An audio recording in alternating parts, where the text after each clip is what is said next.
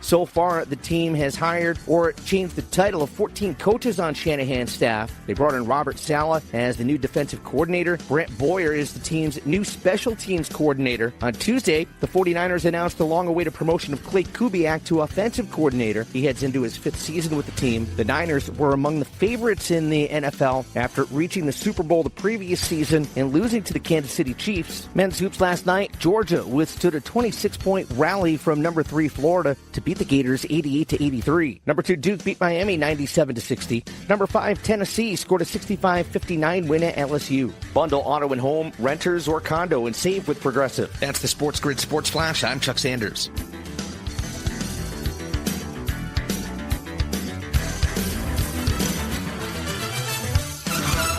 Drivers who switch and save with Progressive could save hundreds. With that kind of money, you could go big time. The next time you're out to dinner with friends, you can order the shrimp cocktail for the table. And maybe you'll realize it only comes with 4 shrimp after you've already given away 3, but that one shrimp will be so good. And if you switch and save hundreds, you could get shrimp all the time. Switch to Progressive and you could save big time. For shrimp, Progressive Casualty Insurance Company and affiliates, not available in all states. Potential savings will vary. Are you 50 or older? This news is for you. The CDC now recommends you get vaccinated against pneumococcal pneumonia. Even if you're healthy, your age puts you at risk. People 50 or older are over 6 times more likely to be hospitalized with pneumococcal pneumonia compared to adults 18 to 49. Just one shot can help protect you. Learn more and schedule at vaxassist.com.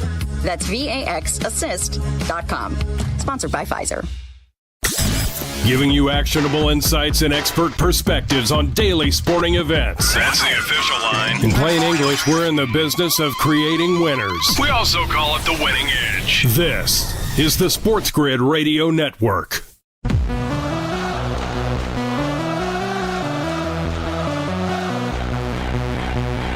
The only place in football where the offense is always on the field is on Moneyline.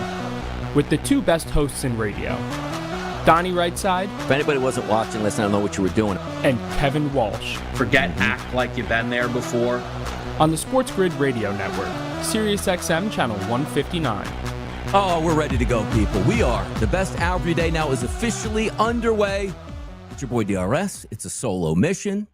Kevin will be back tomorrow, joining us on a Thursday. Many hot topics to get after. SiriusXM Channel 159. You know how to do it. You know how to watch us here. And also, I always like to pitch this once we start to get on the air. SportsGrid On Demand, the best way to watch the radio shows live, where I'm on camera, and you can see me, and you can go right to the chat box and reach out, as my guy Jordan P. is already doing. Absolutely, let's get after it. Let's have some fun. Let me hit the retweet here on the Twitter machine, and away we go. The SportsGrid app, if you haven't downloaded it yet, what are you doing?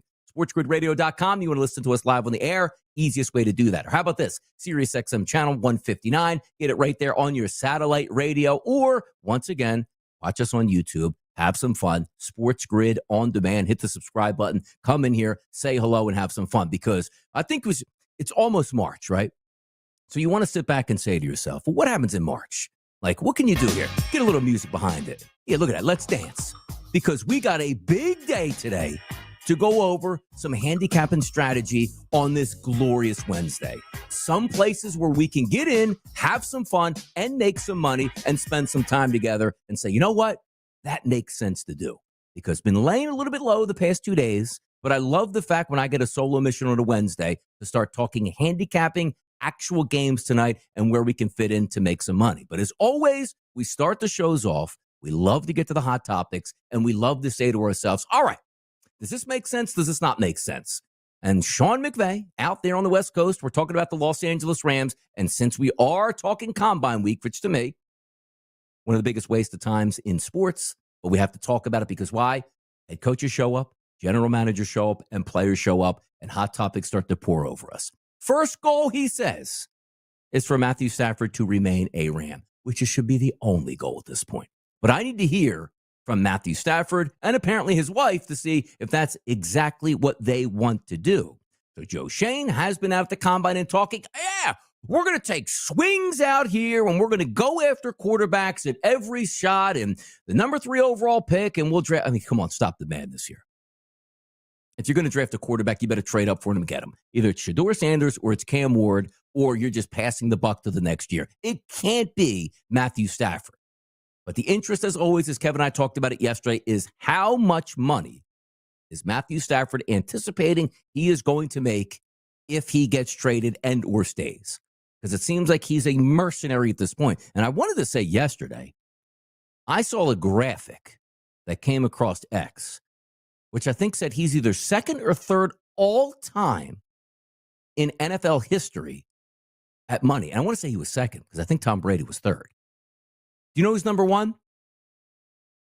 Aaron Rodgers. So maybe he just said, you know what? Hey, it works so well for Aaron going through one franchise to an East Coast franchise in New York City, in the New York Jets. Let me double down and say, I'll take a shot in New York, and I'll go with the New York Giants. It doesn't make any sense. It really doesn't.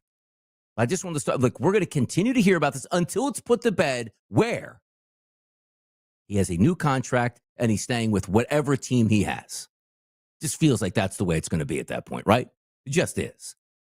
Like, if he does get traded to the New York Giants, you're going to be like, Giants, what the are you doing out here?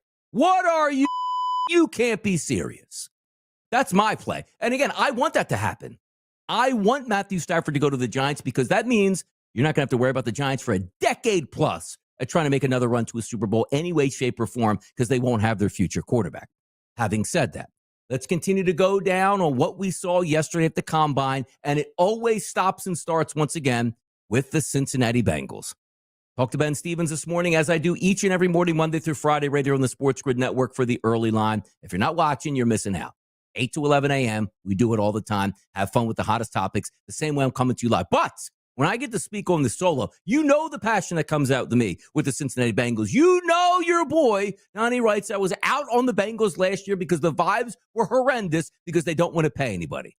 Now I'm led to believe that I see their pro player personnel, vice president, whoever it was, come out and say, you know what? It's Duke Tobin. That's the guy's name. Yeah, we want to pay them all. What? Now you want to pay them all when the price points are the absolute highest they could possibly be is now when you want to settle and say you want Hendrickson back to be one of the highest paid defensive ends in the history of football.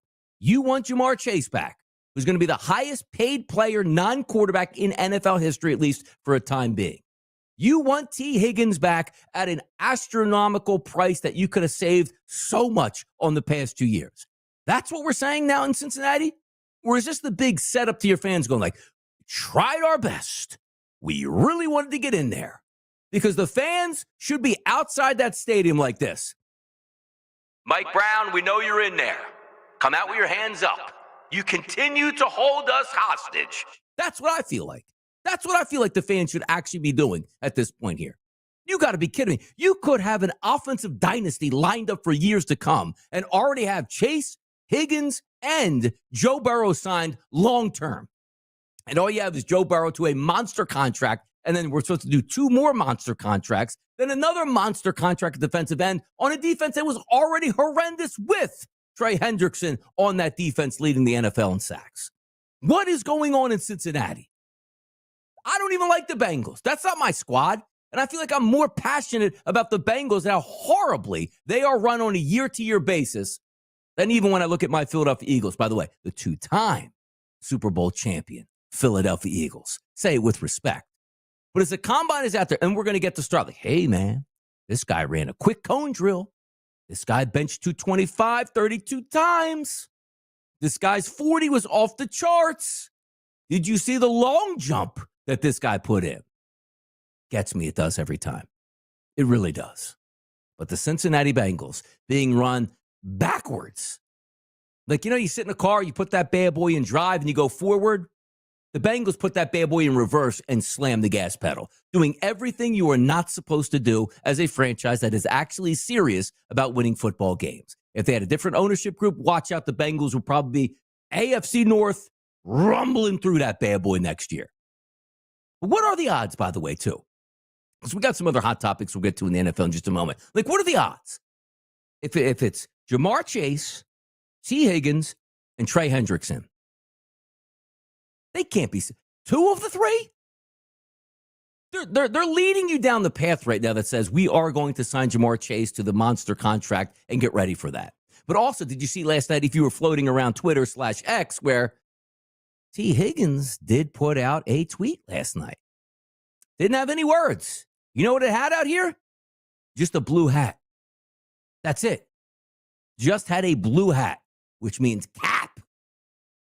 When Tobin is talking about, yeah, we're reaching out to T. Higgins, we're not going to embarrass anybody or, get him upset with making a low bid offer, he immediately sent the cap out because they've been negotiating for years already. And now they're ready to come to the table when they could have saved millions and millions of dollars just on T. Higgins' contract last year.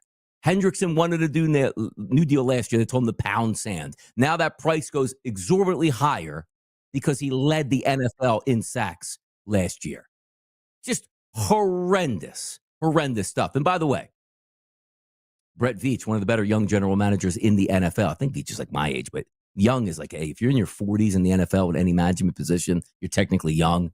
Travis Kelce expected to be back for the Kansas City Chiefs. Not a surprise, even though I thought it might be in his best to retire and live life as a billionaire with Taylor Swift and start a family and get married and have your podcast and don't get your head smashed each and every week. Football players, though, they're football players, people. Sometimes they just want to get out at that point here and say, you know what? Let me just play this sport a little bit longer. Donnie writes out, it's a solo mission. We'll be right back.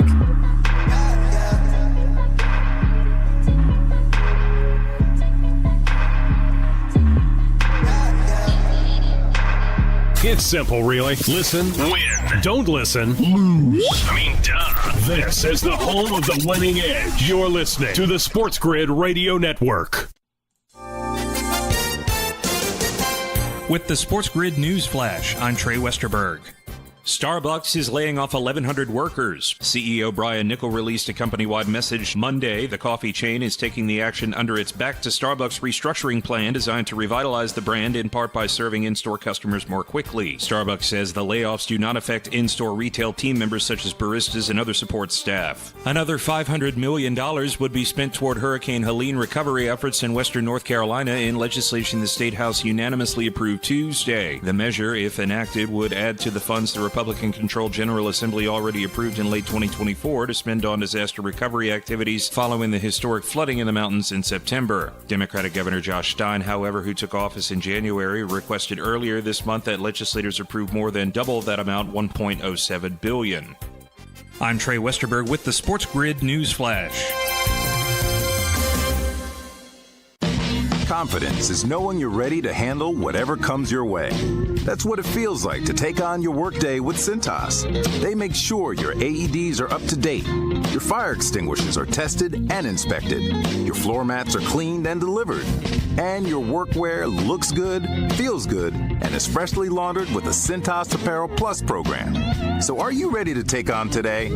Visit Cintas.com. Oh, I'm ready! And get ready for the workday. Progressive knows finding your new home was a dream come true. You wanted a walk-up with central air and a skylight, and you found it. Now, every Friday night, you get to fall asleep to the sound of your downstairs neighbors' dance parties.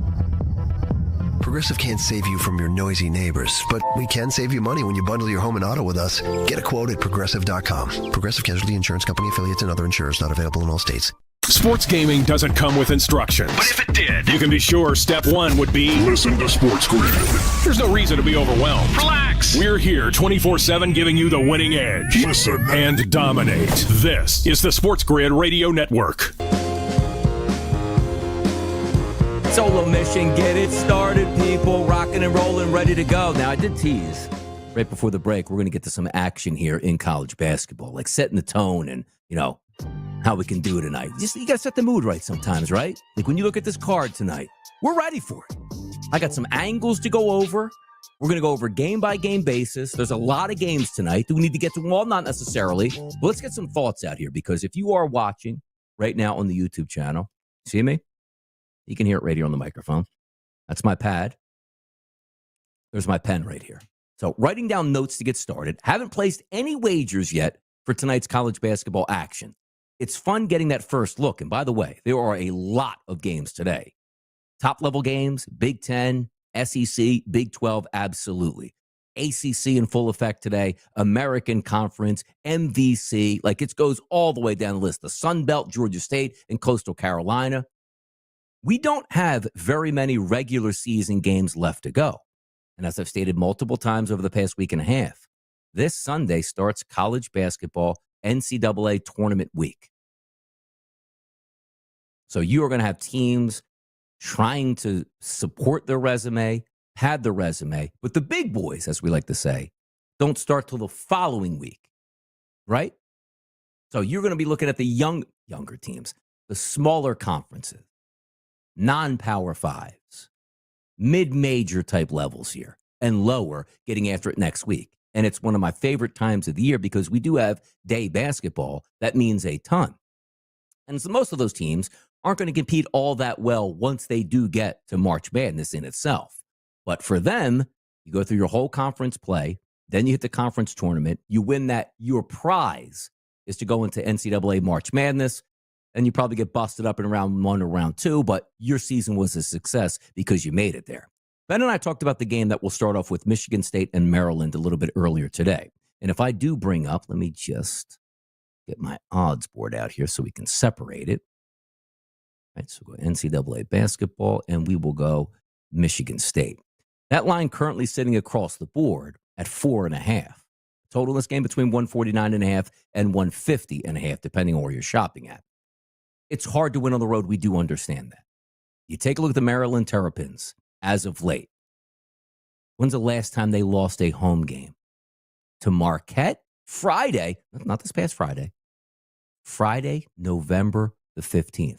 That's their last home loss. Looking at the home wins after that. Beat Canisius, should. Beat Bucknell, should. Alcorn State, absolutely should. Then you started Big Ten play. Beat Ohio State at home. Beat St. Francis at home, which again, nothing. Maryland Eastern Shore, nothing. But then you got right back into Big Ten conference play at home.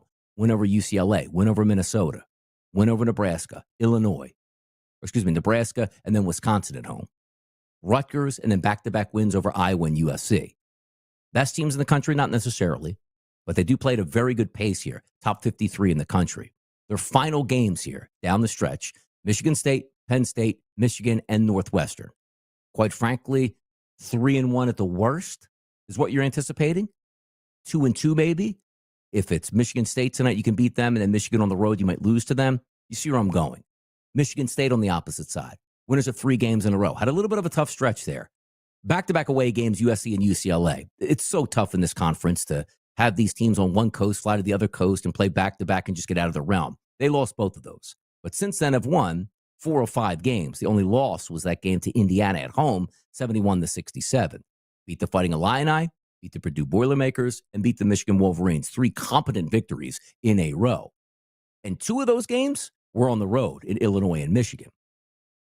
They now have Maryland, Wisconsin, Iowa, and Michigan on the way out. Did they play at a lot of tempo? No, but they're not extremely slow. But if I look at this game and say, just reading the line, to be honest with you guys, that is a Maryland line at -4.5. It really is. But if you're getting into some of the numbers here, and I remember, a few games back, which game was it for Michigan State? Just a few games back. It was the Michigan game where they won 75-62. And I said, you know what? If you're just going to take Michigan State in that game because they're better on offense and defense than Michigan per se, I can live with that. And they did end up winning it. And sometimes it is that easy. But these two teams are close. Like in conference play, Michigan State's offense is 3rd in efficiency. Maryland is 4th, barely separated. Michigan State's defense is number 1. Maryland is number 2 in conference play. Say, okay, home court advantage. Haven't lost since, as I said, November at home. They should be able to win, and they're favored to do so.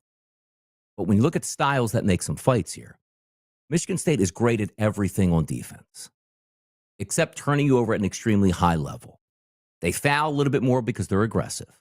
Number 1 in conference play at defending the 3-point line. Number 4 in conference play at defending the inside the arc, I should say. But understand this. Michigan State on offense couldn't care less about the 3-point shot. They're 13th in conference play out of 18 teams. At percentage at about 32.7 as it's listed here in conference play. Volume from 3-point range for Michigan State, 18th out of 18 teams. They don't rely on the three-point shot. And by the way, Maryland, very good at defending the three-point line and does a decent job at chasing you off of the three-point line.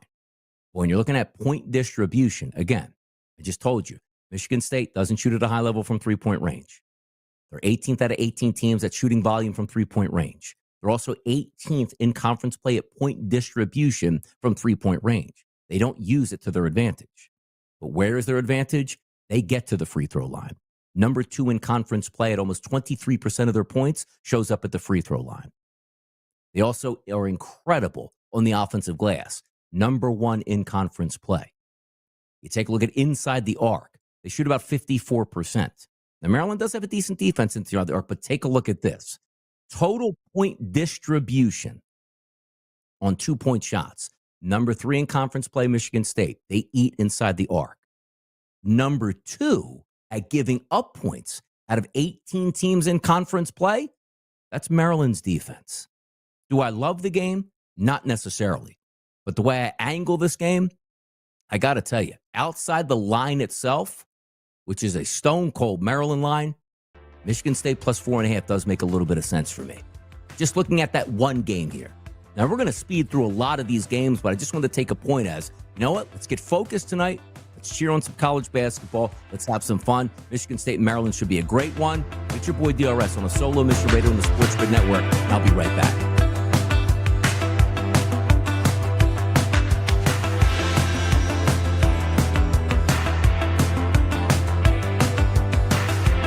Ask any woman and she'll tell you all men are afraid of commitment. Clearly, she's never met a SportsGrid listener. Checkmate. Check. This is the SportsGrid Radio Network.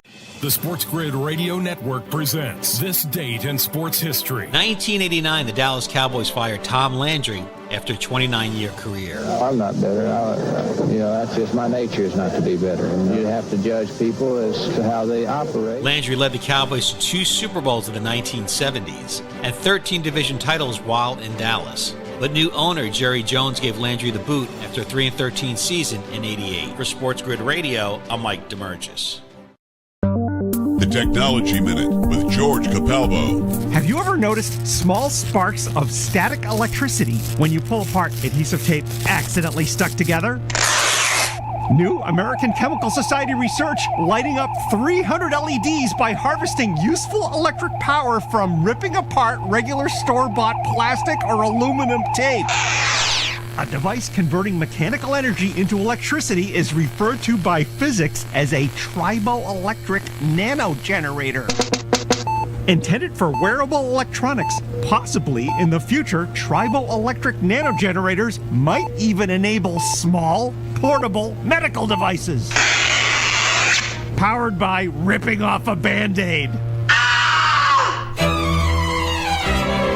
Follow me at Capalbo on X and stay tuned to The Technology Minute for more cool stuff like this. Pharrell, Coast to Coast. One of the great joys in life for me is seeing the Sixers season implode before our very eyes on a daily basis when they never win. And they're paying Embiid the kind of money they're paying him. I've even heard people say that he's about to have knee surgery and they're going to wrap it all up. It's over. Glad bag time. It's Pharrell, Coast to Coast with Scott Farrell. Weekdays, 3 p.m. Eastern, noon Pacific. On the home of the winning edge, the SportsGrid Radio Network. Winning is no accident. You gotta be smart about it. It takes a plan. All centered around expert analysis and trusted information. That's what you get. Right here. The winning edge. It's smarter to be on SportsGrid. This is the SportsGrid Radio Network. Come on, let's have some fun here.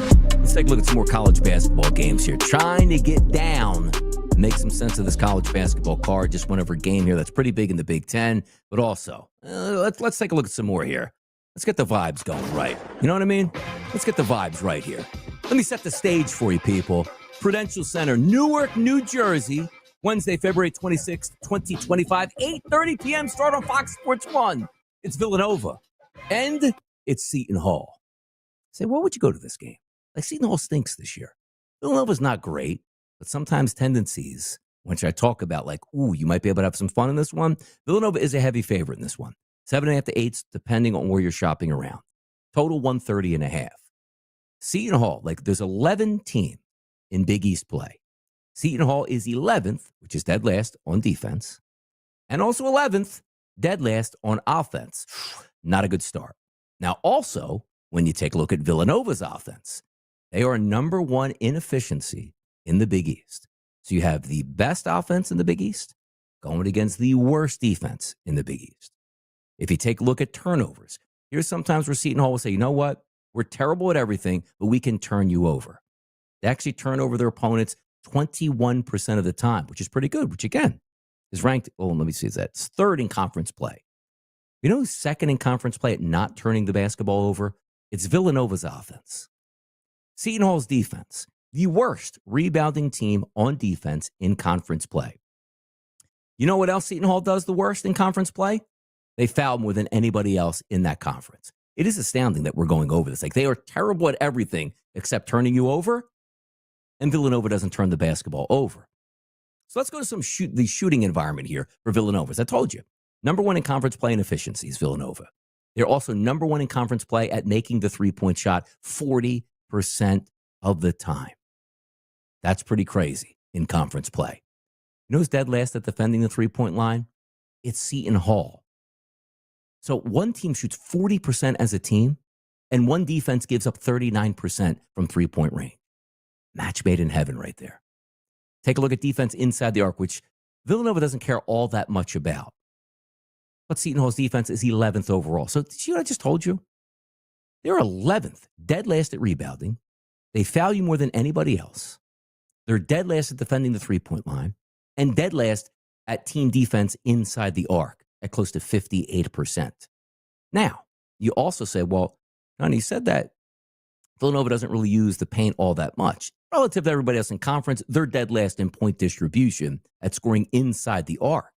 But I also told you, Seton Hall fouls more than anybody else in conference play. Is Villanova great at getting to the line? Not necessarily, but also understand this.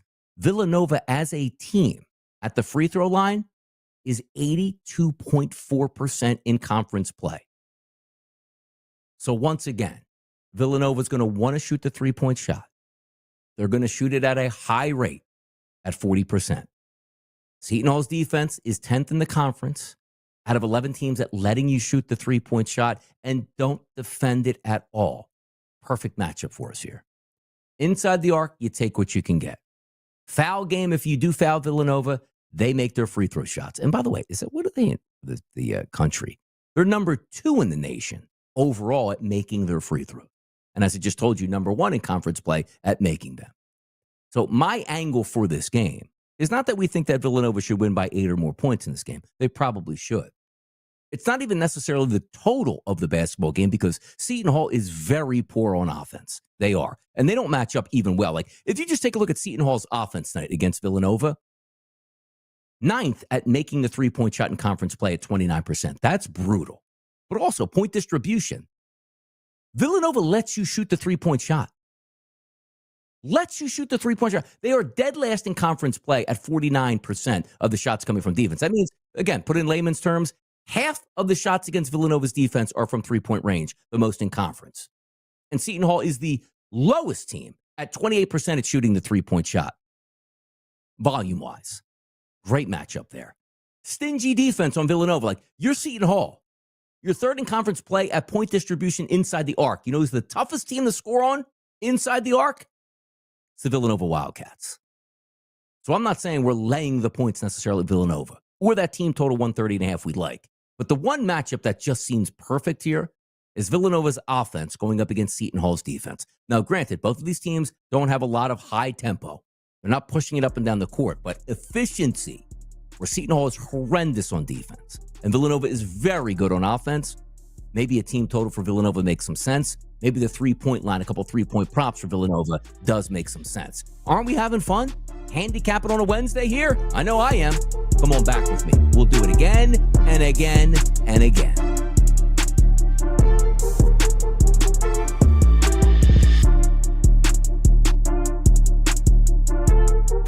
As a SportsGrid listener, don't use the word loser around your sports gaming friends. It always triggers the folks who don't listen to us. This is the SportsGrid Radio Network. Progressive presents the SportsGrid Sports Flash. I'm Chuck Sanders. Men's hoops last night, Georgia withstood a 26-point rally from number 3 Florida to beat the Gators 88-83. Number 2 Duke beat Miami 97-60. Number 5 Tennessee scored a 65-59 win at LSU. After disappointing 2024 season, 49ers head coach Kyle Shanahan promised a number of changes. So far, the team has hired or changed the title of 14 coaches on Shanahan's staff. They brought in Robert Saleh as the new defensive coordinator. Brent Boyer is the team's new special teams coordinator. On Tuesday, the 49ers announced the long-awaited promotion of Clay Kubiak to offensive coordinator. He heads into his 5th season with the team. The Niners were among the favorites in the NFL after reaching the Super Bowl the previous season and losing to the Kansas City Chiefs. Bundle auto and home, renters, or condo and save with Progressive. That's the SportsGrid Sports Flash. I'm Chuck Sanders.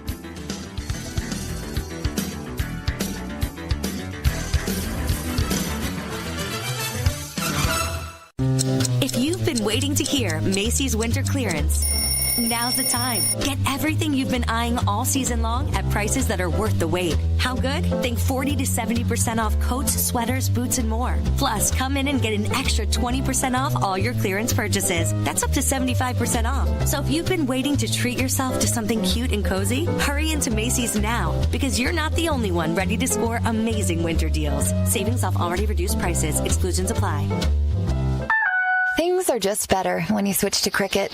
The sun shines a little brighter. Happy music starts randomly playing. Best of all, you can get iPhone 13 for just $29.99 with the ultra bright Super Retina display and up to 19 hours of video playback, all on Cricket's super fast 5G network. See, isn't that better? Smile, you're on Cricket. Requires new account and port in on $60 plan. First service charge and tax to its sale. $25 activation fee. Terms and restrictions apply. Cricket 5G is not available everywhere. See store for details. Don't be that guy. You know the kind. They're superstitious, carry good luck charms, and have extravagant rituals to win. There's an easier way. Listen to us. It means carrying 4-leaf clovers everywhere. Get the winning edge. This is the SportsGrid Radio Network. Firing on all cylinders, it's your boy DRS, Solo Mission Radio on the SportsGrid Network, Sirius XM Channel 159.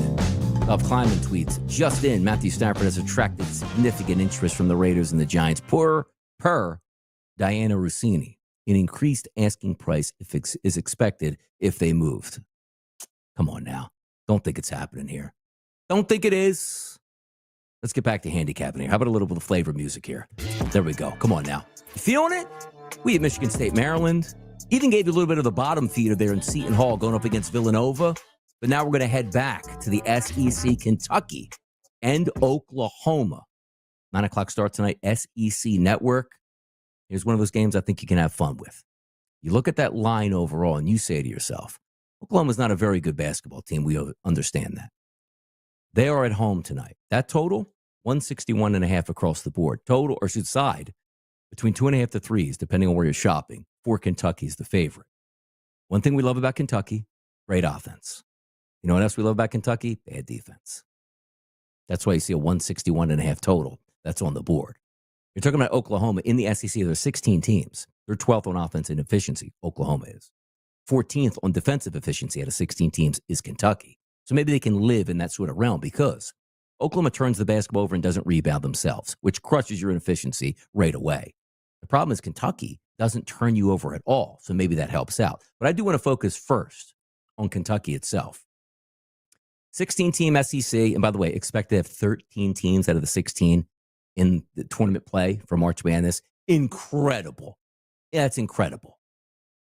But if you are looking at Kentucky's offense here, efficiency rating 5th overall in conference play, going up against Oklahoma, 13th in defensive efficiency out of 16 teams. Turnover percentage, well, these teams turn it over a little bit too much, but Kentucky a little bit less than Oklahoma. Oklahoma fouls, 15th out of 16th. But Kentucky, they're a three-point shooting team. They don't get to the line with a ton of authority. As a matter of fact, only 17% of their total point distribution comes from the free throw line. Much more from three and more from inside the arc. So let's start there again. You know where my eyes get peeled right away. If you have an advantage from the three-point line, those are the keys to the kingdom because it all breaks down from there. Because if you are a great three-point shooting team and the other team wants to frustrate you from the three-point line and chase you off the three-point line, that affects the way that you want to play offense. Like, hey, let's just go down low and drive to the rim. not necessarily what these teams do. So even when they're on the road, you can still have a comfort level. Just talked about Villanova, how lethal they are from three-point range. Kentucky, equally as lethal. As a team in conference play, 40.3% from three-point range. Now, defending the three-point line, not chasing you off, but defending it, Oklahoma's pretty good. Holds you to about 32.5% there. But understand this as well. Number one in point distribution in SEC play from three-point range, where close to 38% of their offense comes from, that's Kentucky. 11th is Oklahoma. So they do defend it decently. Because as I said, 16 teams in conference play. So they defend the three-point line with average. Three-point distribution, not too bad. Now, is that a product of the environment where they're just playing teams all of a sudden that aren't shooting good three-point shots? It could be. But as we say, styles make fights. Like, we're not even talking about Kentucky. You know Kentucky's 7th in conference play at volume from the three-point line and shoot it that well, which means they're taking proper care of the basketball and not just firing three-point shots because that's all they do. 12th in conference play at chasing you off of the three-point line, that's Oklahoma, which means three-point shots will be available tonight for Kentucky if they want to take them. And we know they want to take them. And we know they want to make them. So on the opposite side here, both of these teams also decent tempo teams as well. Oklahoma nationally in tempo, 118. Kentucky nationally in tempo, 38. So you are going to have opportunities at both sides here to score. Why? As I just pointed out, Oklahoma's not a great offense, but also Oklahoma is going to shoot the three-point shot and does it decently at about 36%. 15th out of 16 teams in conference play defending the three-point line, I mean chasing you off of it, that's Kentucky's defense. So we might be looking at a total in this game. But for me, I always like to sort of generate down to which type of props are you going to look at? Who's going to make three-point shots? Like Kobe Bryant, what's he been up to lately, by the way? Took 10 triples in his last game, made 4 of them, 4 of 10. Game before that, 3 of 4. Texas before that was actually 0 of 4, but how about this? 3 of 6, 2 of 6, 2 of 6, 1 of 6, 3 of 3. The guy makes three-point shots. I just think it's an interesting game overall. Loving that game? Maybe not necessarily, but still worthy of taking a look at tonight. Let's quickly go down some of these other games, too, just to make sure we get as many as we can. BYU and Arizona State tonight. From Arizona State, BYU, we know they like the three-point shot, and they shoot a ton of three-point shots. 16 teams in conference play in the Big 12. 9th at chasing you off the three-point line is Arizona State's defense. They do defend it pretty well at 30%. But Arizona State is the home team here, Desert Financial Arena down in Tempe. Oh, look at this, though. See, this is where my mind goes, because usually the focus would be on BYU's offense. Effective field goal percentage, number 1 in conference play, number 2 in efficiency. Love the three-point shot. And by the way, they don't really love to go inside the arc, but when they do, best in the conference, guys, at 59% from the field. That's pretty impressive. But focus on Arizona State, who's not a great basketball team by any stretch. As I told you, 16 teams in the Big 12, they're 11th in offensive efficiency. But how about this? BYU's defense, also 11th in efficiency here.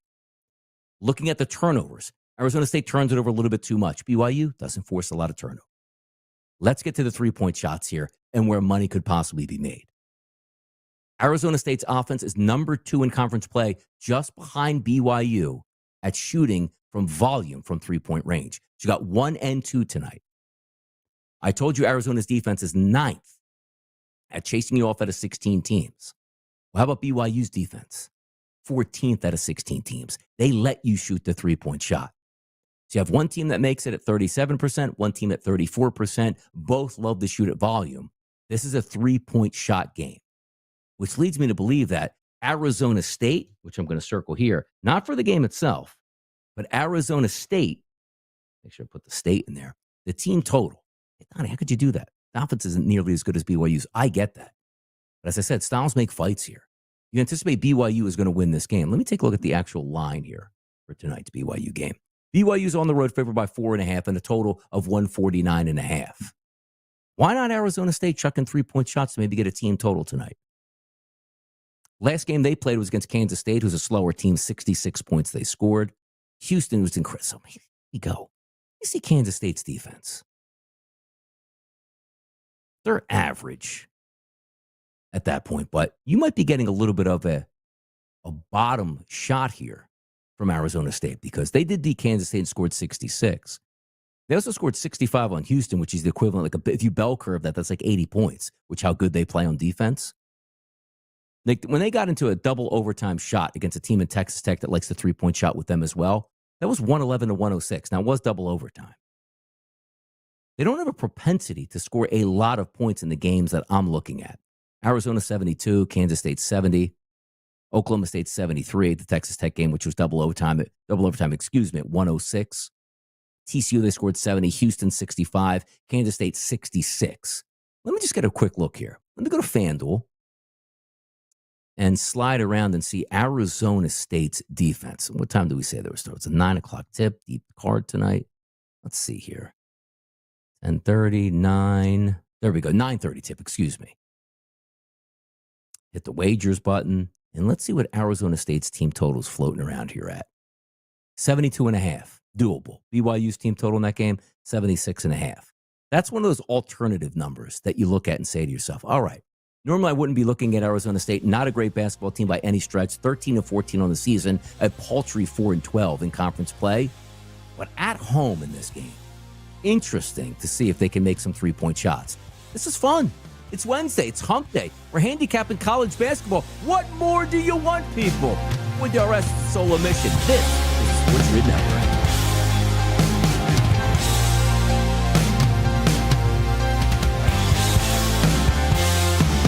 You're listening to your source of sports gaming strategies and information. We call it the winning edge. It helps make the odds even.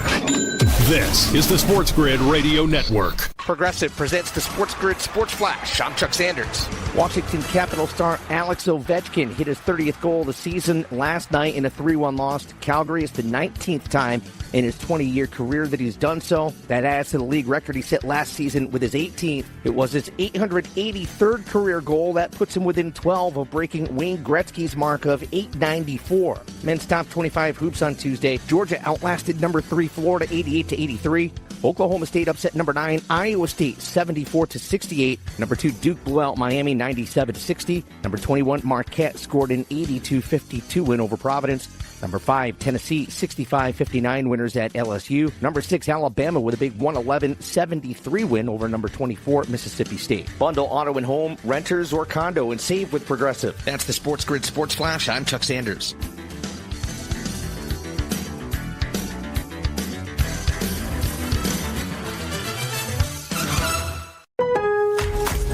Lowe's knows how to help you get the most out of your store run. That's why members save more with My Lowe's Rewards. Earn points towards My Lowe's money on eligible purchases. Get access to member-only deals and free member gifts. Plus, unlock free standard shipping when you reach Silver Key status. So what are you waiting for? Join for free today. Lowe's. We help. You save. Loyalty program subject to terms and conditions. Details at Lowe's.com/terms. Subject to change. With Progressive's Name Your Price tool, you get coverage options based on how much you want to pay for car insurance. And then you decide how to spend the rest of your money because you're in charge. And right now, you're going to pay for groceries. But you decide what groceries. Just keep in mind you're running out of dishwashing soap. But you decide if you're going to buy that soap. Just those dishes won't clean themselves, will they? Remember, with Progressive's Name Your Price tool, we'll help you find coverage at a fair price. And then you're in charge. Progressive Casualty Insurance Company and Affiliates. Not available in all states. Price and coverage match limited by state law.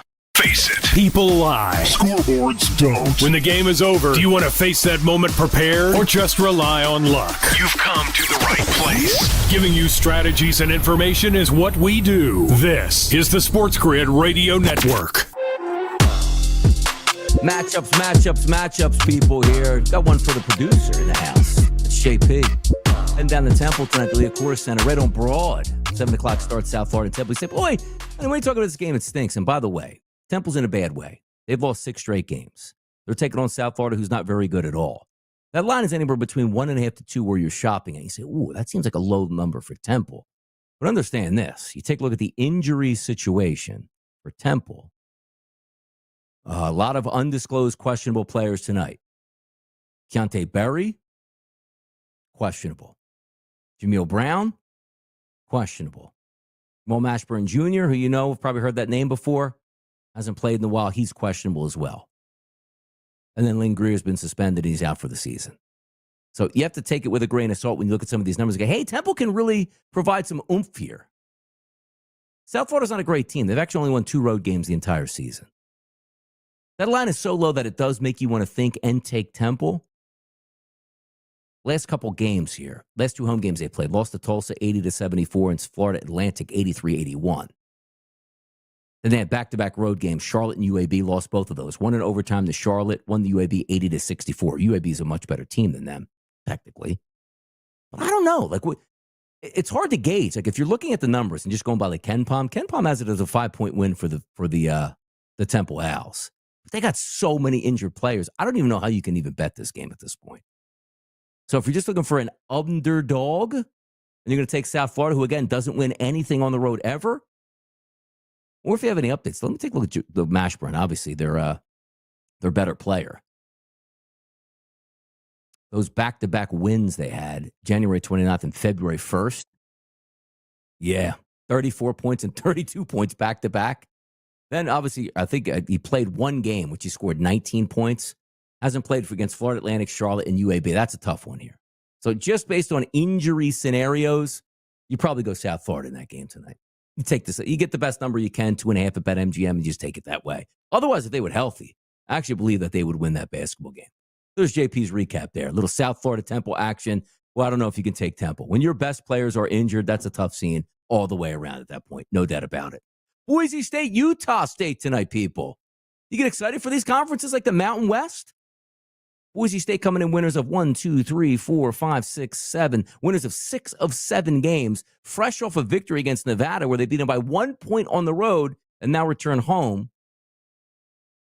And Utah State is going to be out in these streets, who they have won 1, 2, 3, 4, 5, 6, 5 out of 6 games here. That's an interesting matchup here. Let's take a look at some of these numbers and see if they make sense. Utah State in conference play in the Mountain West, the most efficient team, coming in an astounding 119.6%, which means they don't turn the basketball over. They rebound extremely well. They get, put it this way, look at this, look at this. They get to the free throw more than anybody in conference play. They shoot the three-point shot better than anybody in conference play. When they go inside the arc, they have a higher percentage than anybody in conference play. It's almost the perfect offense. They almost lead the category, like outside of free throw shooting, which they are abysmal, 9th out of 11, with shooting 66% as a team. They are phenomenal. It almost doesn't add up sometimes, right? So, well, how can a team be the best percentage inside the arc, the best from three-point range, and can't shoot free throws? Well, you have a couple guys who get to the line as big men and just clunk it up. Like, who out there is terrible? Mason Fauslev, 56% from the free throw line. Drake Allen, 61%. Alban Gatrissier, 60%. See, those guys are messing it up for everybody. My guy Ian Martinez, yeah, he's handled his business. Guy's shooting 36% from three-point range and 88% from the free throw line. But just looking at this offense, let's see if there are any styles like you can pick up here. Three-point shooting, I told you, is fantastic. They're 4th in conference play at volume. Talking about Utah State. 3rd in conference play, though, at chasing you off the line. That's Boise State's defense. That doesn't have a great matchup there. Boise State on offense going up against Utah State. They like to shoot the three. Yeah, there's not a lot in that game for me to like, other than Utah State is fantastic on offense, but not a perfect matchup. St. John's Butler. How about St. John's? They'll go with a little bit of tempo. How about St. John's actually making the three-point shot now? But let's take a look at this game, too. Butler at home in Indianapolis, Hinkle Fieldhouse, one of the more historic places. Let's get the number in this game. St. John's is a road favorite of 7.5. A total of 150.5 to 151, depending on where you're shopping at here. If we look at Butler's defense, there's 11 teams in Big East play. Butler's dead last at turning you over. That's a problem. But also, Butler's a very good defensive rebounding team. St. John's, a very good offensive rebounding team. St. John's has come on as of late shooting the three-point shot, but typically if we're just going from seasonal statistics in the Big East, they're dead last at 27%. Butler's defense, statistically, number 1 at defending the three-point line. St. John's 10th out of 11 teams in volume from the three-point line, and Butler's 5th overall chasing you off. So they have somewhat of an advantage. But here's where St. John's can really sink their teeth into. St. John's is grimy. They'll play great defense. They'll play with tempo and offense, but I think outside the top 70 in offensive efficiency in the country. And again, St. John's is 7th out of 11 teams in Big East play in efficiency. But if we look at point distribution, St. John's is number 1 in conference play at 61% of their offense coming inside the arc. You look at Butler, field goal percentage inside the arc, 10th out of 11 teams at defending. And also, they are number 1 in point distribution at giving up points inside the arc. So that should tell you something right there. St. John's not going to lean on the three-point shot. Butler defends it. St. John's is going to want to get to the rim and convert. They do it better than anybody else. And they will get to the free throw line. So that right there is a major advantage for St. John's. It's interesting to me because I usually like it as, yeah, we can score inside the paint, but the three-point shot is going to be open. This is almost like the exact opposite of what I enjoy betting on, but I still think it's a valid shot to do it. So I'm going to take a look and just write down St. John's team total at this point. And I'll get into it a little bit more later as I analyze, because a team in Butler that's very good on defense, doesn't foul all that much and defends the three-point line. It's like, boy, how could you take a team total? And normally I would agree. But when you have that scenario of, we don't care about the three-point line, we generally don't shoot it all that well from the three-point line, but boy, we score inside the paint, and you can't defend that at all, that sort of bounces up. And also, as we're talking here, St. John's goes from 7.5 to 8.5 out in Las Vegas. Look at that. One more segment to go, people. It's your boy down the right side on the solo mission, right here for another edition of Moneyline.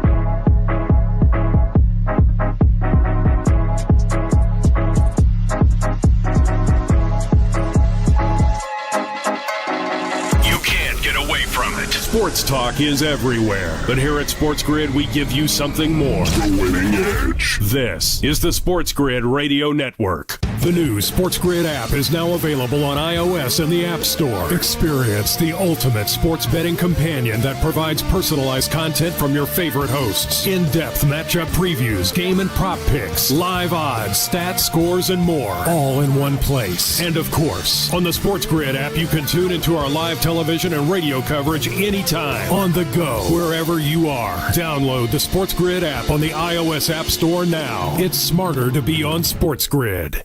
Imagine combining the exciting investment opportunity of cryptocurrencies with the power of artificial intelligence to maximize your IRA, 401k, or other investment funds. Listen, if you're looking for ways to accelerate your retirement growth, Block Trust IRA has market-leading strategies and solutions for all levels of investors, from $1,000 to millions. And they partner with Bitcoin Magazine's #1 crypto trading fund in the world to maximize your returns. Plus, their team of IRA specialists is here to help you roll over your IRA or qualified retirement account to the new world of cryptocurrency investments. So make this free call right now to set up your account and learn more. 800-434-5313. 800-434-5313. 800-434-5313. That's 800-434-5313. Sports Rage tonight. Logan Thompson didn't play for Team Canada in the World Championships. And Team Canada are very spiteful. I think almost too much so, actually, because I don't think they have enough room for air to be that sort of arrogant with everybody. And if you don't play for them, when you get knocked out of the playoffs and you don't answer the call if Team Canada asks you to play in a World Championship, you've got an uphill climb to make Team Canada when it matters. It's Sports Rage tonight with Gabe Morency. Weekdays, 10 p.m. Eastern, 7 Pacific on the SportsGrid Radio Network. We can't make it any simpler, Sporto. All you gotta do is listen to SportsGrid. That's listen. Often. Pay attention. Soon you too will have the winning edge. And your friends and family will regard you with quiet awe. See? Simple. This is the SportsGrid Radio Network. Flowing through, talking some college basketball on a Wednesday, man. Fun time. Fun time in the house so far at this point here. Went over a couple games, have some stuff written down. There's so many more games to go, but you know what I want to take a look at, because some of the more fun games you can handicap actually come from some of the worst games on the board, because I like points and I like defenses that don't have a chance against offenses. So let's take a look. Central Arkansas is 349th in a rating on KenPom, going up against Lipscomb tonight, who's 84th. Let me just dip into this one here, because you know Central Arkansas is terrible. 12 teams in conference play down in the A-Sun. And they are 11th on offense and 10th on defense. Oh, see, this is why we do this. This is why we do it. This is why we get fired up at some gems we might be able to uncover. Let's just start with Central Arkansas's offense. It's brutal. Lipscomb's defense is great. Or great for conference, let's just say. Best rebounding team, don't foul at all. Central Arkansas turns it over more than anybody else in conference play. They love to shoot the three-point shot, but aren't very good at making it. Lipscomb's defense is very good at defending it. Free throws, where it's like, okay, you can tack on extra points. They only shoot 69% as a team. We're talking about Central Arkansas, but let's focus on Lipscomb, who has a 121.3 rating on offense, which is incredible. They're number one by far. Effective field goal percentage, number one. They don't turn the basketball over. They don't generally get to they actually do get to the line, but UCA doesn't foul. But here's why they don't foul. You have the number 2 rated offensive three-point shooting team in the A-Sun at 39%. Central Arkansas's defense is 39% at giving up the three-point shot. So you almost have a 40-40 shot right there, which is incredible. Now, granted, Lipscomb doesn't score all that many points from inside the arc. They're 11th in point distribution out of 12 teams, but they're unbelievably efficient. Almost 59% as a team inside the arc. I just told you Central Arkansas doesn't score from the free throw line. Why? Because they only shoot 69%. Second in conference play at 79% is Lipscomb. I got to write this down. There we go. 5. We'll go Lipscomb. Let me make sure I can write this so I can actually read it later. Lip, S-C-O-M-B in total. Now, I used to bet Lipscomb a lot back in the day. Nashville's finest down there. But that seems like an advantage we might be able to take care of. These aren't the great games. How about this one? UC Upstate versus High Point in the Big South. 335th in the country is USC Upstate. Let's take a look at these numbers.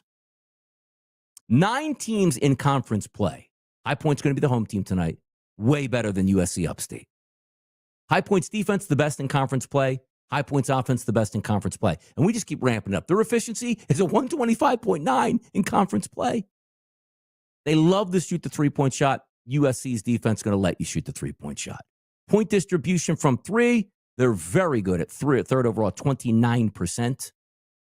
And then you take a look at USC Upstate's defense, second in point distribution at giving up the three-point shot. So High Point's offense doesn't turn it over, rebounds the heck out of the basketball, and shoots almost 80% as a team from the free throw line. Third in conference play, a percentage of making three-point shots. Number 1 in conference play inside the arc. Could that be one? We have to write down High Point now, too? Oh, my goodness. Oh, my goodness. We're enjoying ourselves. This show needs to be 3 hours right now with what we're finding some gems at the bottom of the book. Remember the Citadel? Anybody ever bet the Citadel out there?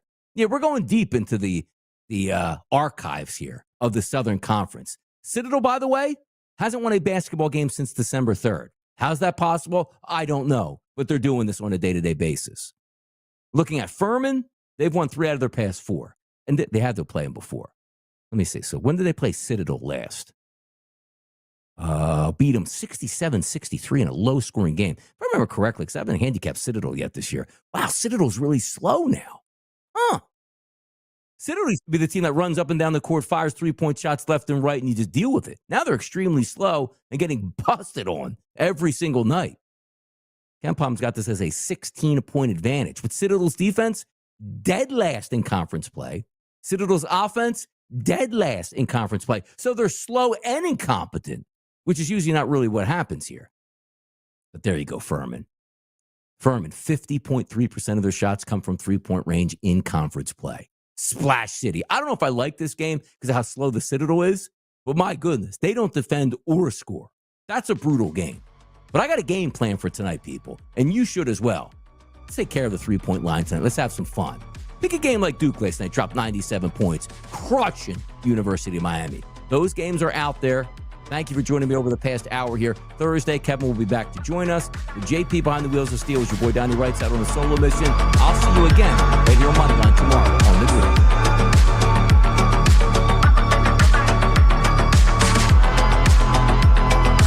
Congratulations. Another day above ground. out. Might as well make the most of it. Get the winning edge. Sports Game 5 Tennessee scored a 65-59 win at LSU. After disappointing 2024 season, 49ers head coach Kyle Shanahan promised a number of changes. So far, the team has hired or changed the title of 14 coaches on Shanahan's staff. They brought in Robert Saleh as the new defensive coordinator. Brent Boyer is the team's new special teams coordinator. On Tuesday, the 49ers announced the long-awaited promotion of Clay Kubiak to offensive coordinator. He heads into his 5th season with the team. The Niners were among the favorites in the NFL after reaching the Super Bowl the previous season and losing to the Kansas City Chiefs. Bundle auto and home, renters, or condo and save with Progressive. That's the Sports Grid Sports Flash. I'm Chuck Sanders.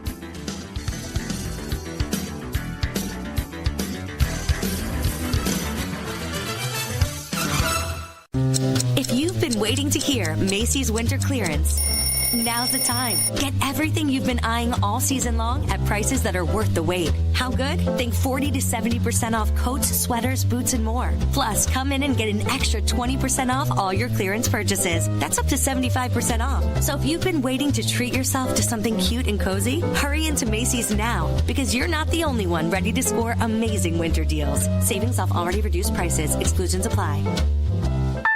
Things are just better when you switch to Cricket. The sun shines a little brighter. Happy music starts randomly playing. Best of all, you can get iPhone 13 for just $29.99 with the ultra bright Super Retina display and up to 19 hours of video playback, all on Cricket's super fast 5G network. See, isn't that better? Smile, you're on Cricket. Requires new account and port in on $60 plan. First service charge, tax to its sale. $25 activation fee. Terms and restrictions apply. Cricket 5G is not available everywhere. How many Sports Grid listeners does it take to change a light bulb? It takes 2. 1 to change the light bulb. And 1 to see if our mobile app can provide the same amount of light. Get the winning edge. This is the Sports Grid Radio Network. You're listening to Football Full Circle with Joe Lisi and Ben Stevens. It is Combine Week in Indianapolis, but there is so much news to digest all around the National Football League here on a Wednesday on Football Full Circle. It is FFC, all a part of the Sports Grid Radio Network and Sirius XM Channel 159. He is the mastermind of the pigskin. That is Joe Lisi. I am Ben Stevens. Lisi guy, Combine Week is fun because you start to evaluate the best prospects looking to take that leap to the next level. But outside of the prospects working out, going through the on-field drills, who can run fast, who can lift heavy weights, it's a place for all of the National Football League to convene in one spot. So you hear from head coaches and GMs and front office personnel, and you get plans for the future, what they are hoping to accomplish this offseason, how they are treating the NFL draft, so on and so forth. And Joe, there are so many storylines and sound bites to dive through today on FFC,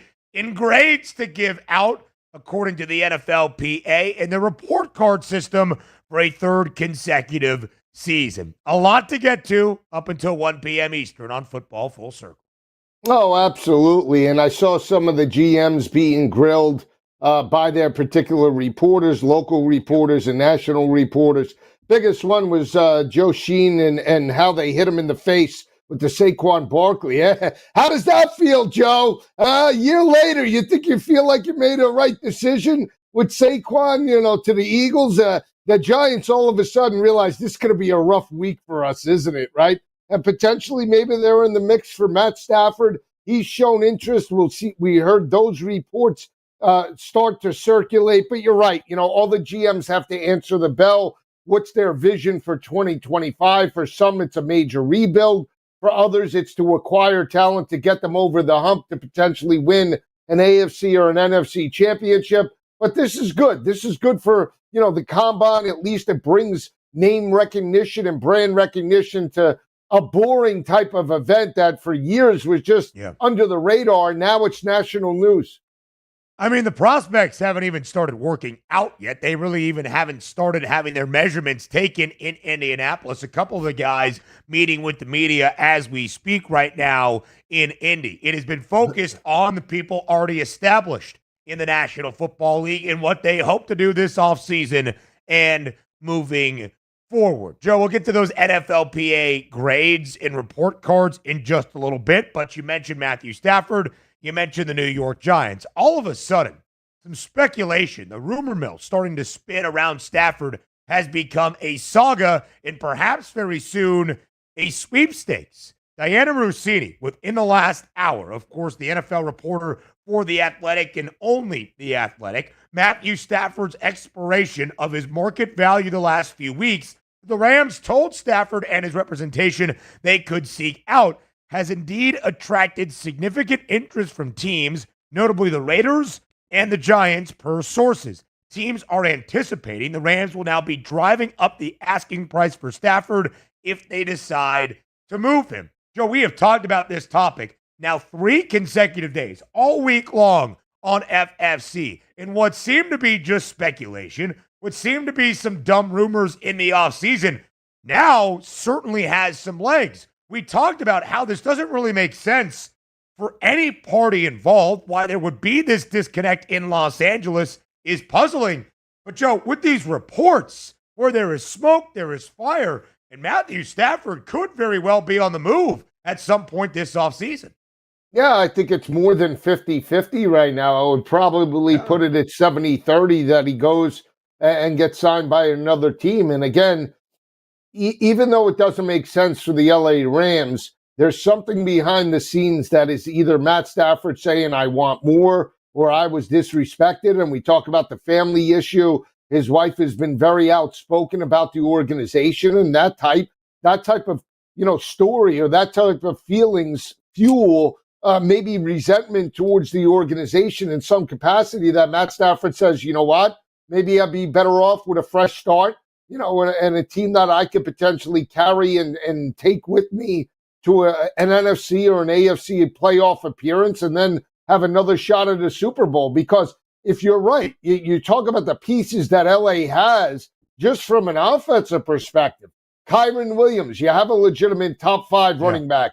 You have a legitimate top 5 wide receiver. You have an above average offensive line that got healthier as the season progressed. And oh, by the way, the defense really elevated its game and played very well in the playoff loss to Philadelphia.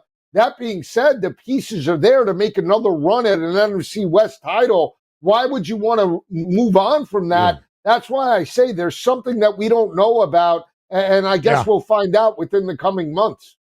Because it doesn't make sense, there has to be a larger schism, for whatever that reason might be, personal or otherwise, between Stafford and the Rams at this moment. A 32-1 price on Los Angeles to win next year's Super Bowl. In the 4 years that Matthew Stafford has been in LA, they have won exactly that, a Super Bowl. They have made the playoffs 2 other times as well.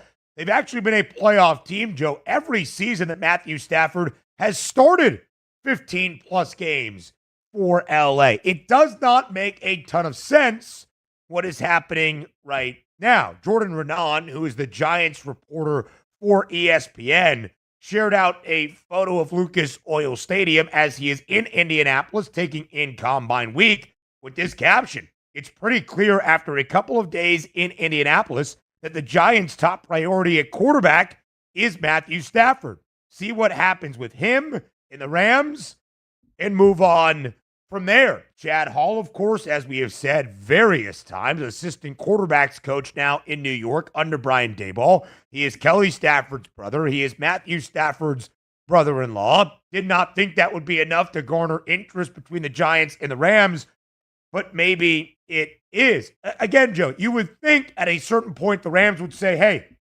it's great teams still think you can sling it at 37 years old. It's great they might offer us a couple of second-round picks, and they might be willing to pay you what you want. But, Matthew, let's come to an agreement, right? We're going to give you this money for these years in the final tail end of your NFL career. Let's win some playoff games again, my friend. You would think the Rams at the end of the day, Joe, would be the last one holding the cards. I'm just not sure they are going to be at this point, or enough so that they're going to say, you know what? We could get a couple of day 2 picks for Stafford, and we don't have to pay him, and we're comfortable with Jimmy Garoppolo, I guess, taking the reins of this Rams offense. It's starting to seem as though, Joe, the Rams are like, you know what? If we get a pretty sweet deal, let's make this move. Yeah, and again, they said they're comfortable with Jimmy Garoppolo. They say that now. But then, if another free agent quarterback comes available, or the potential for, I'll just throw it out there, Justin Fields or Aaron Rodgers or Sam Darnold. I'm just throwing out names. Who said it?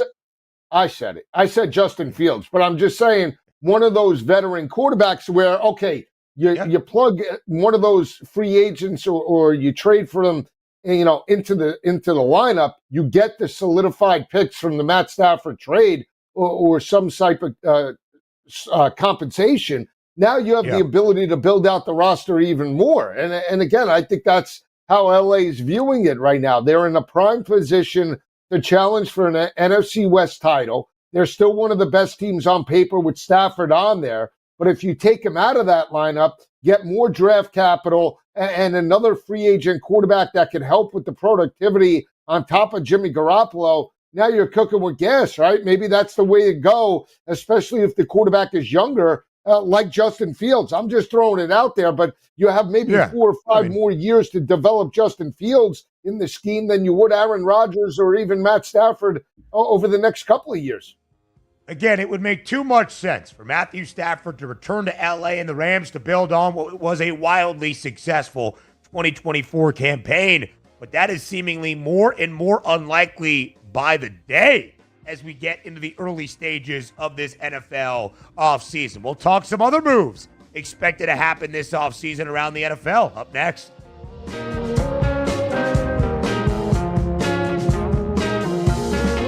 4 out of 5 scientists agree it's smarter to be on SportsGrid, and we're pretty sure that one scientist is still a virgin. He just gives that vibe. This is the SportsGrid Radio Network. With the SportsGrid News Flash, I'm Trey Westerberg. Starbucks is laying off 1,100 workers. CEO Brian Niccol released a company-wide message Monday. The coffee chain is taking the action under its Back to Starbucks restructuring plan designed to revitalize the brand, in part by serving in-store customers more quickly. Starbucks says the layoffs do not affect in-store retail team members such as baristas and other support staff. Another $500 million would be spent toward Hurricane Helene recovery efforts in western North Carolina in legislation the State House unanimously approved Tuesday. The measure, if enacted, would add to the funds the Republican-controlled General Assembly already approved in late 2024 to spend on disaster recovery activities following the historic flooding in the mountains in September. Democratic Governor Josh Stein, however, who took office in January, requested earlier this month that legislators approve more than double that amount, $1.07 billion. I'm Trey Westerberg with the SportsGrid News Flash. Confidence is knowing you're ready to handle whatever comes your way. That's what it feels like to take on your workday with Cintas. They make sure your AEDs are up to date, your fire extinguishers are tested and inspected, your floor mats are cleaned and delivered, and your workwear looks good, feels good, and is freshly laundered with the Cintas Apparel Plus program. So are you ready to take on today? Visit Cintas.com. Oh, I'm ready! And get ready for the workday. Progressive knows finding your new home was a dream come true. You wanted a walk-up with central air and a skylight, and you found it. Now, every Friday night, you get to fall asleep to the sound of your downstairs neighbors' dance parties. Progressive can't save you from your noisy neighbors, but we can save you money when you bundle your home and auto with us. Get a quote at Progressive.com. Progressive Casualty Insurance Company, affiliates, and other insurers not available in all states.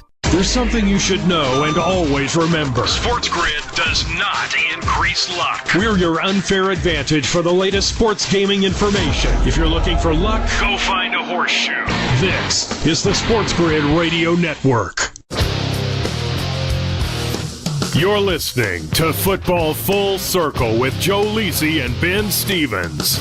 A lot of news, notes, and headlines coming out of Indianapolis this week during the scouting combine, but not just prospects, those players already around the NFL. Yesterday, Joe, Duke Tobin, who is the longtime front office exec for the Cincinnati Bengals, was asked about his offseason plan. And the idea that since he wants to pay everybody, T. Higgins, Trey Hendrickson, and Jamar Chase, and keep that young core intact for many more years to come in Cincy. Tobin even saying they are getting ready to make Jamar Chase the highest paid non-quarterback in NFL history, surpassing the $35 million per year deal that Justin Jefferson signed this previous offseason with $110 million guaranteed. All of that, of course, tops the charts, which is all well and good. But the Bengals have known that the tab was going to be having to be paid for quite some time now and have not necessarily risen to the occasion. Joe, do you take the Bengals and Duke Tobin at their word this time around?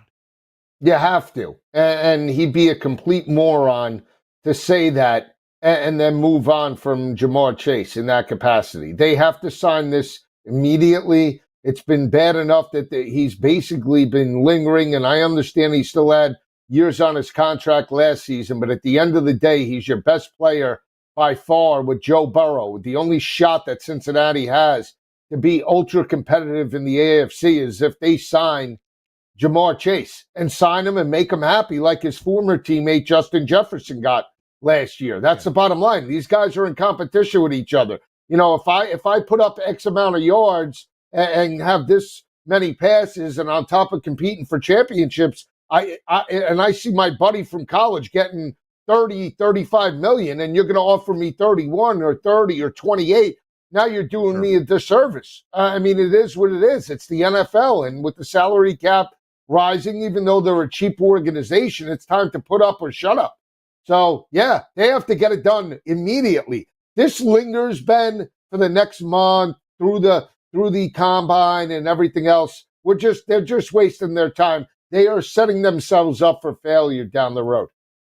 They already kind of are by the fact that they have waited this long to pay all of these key contributors, T. Higgins, Jamar Chase, and Trey Hendrickson. The way a rookie deal works, when you are drafted in the first round, it is a 4-year deal with a 5th-year team option. We're entering your 4th NFL season. The team has the control to say, hey, we want to bring you back and keep you under contract for a 5th year or let you be a free agent at the end of 4. The Bengals, of course, brought Jamar Chase back and picked up that 5th-year team option. So instead of setting the market, being financially forward and savvy before Justin Jefferson was paid last offseason, and being able to balance out a hefty payday over the final 2 years of a rookie discounted deal, Duke Tobin has waited and now will have to alter the market to pay Jamar Chase, who, of course, was not happy that no long-term extension was reached last offseason, and then went out there and said,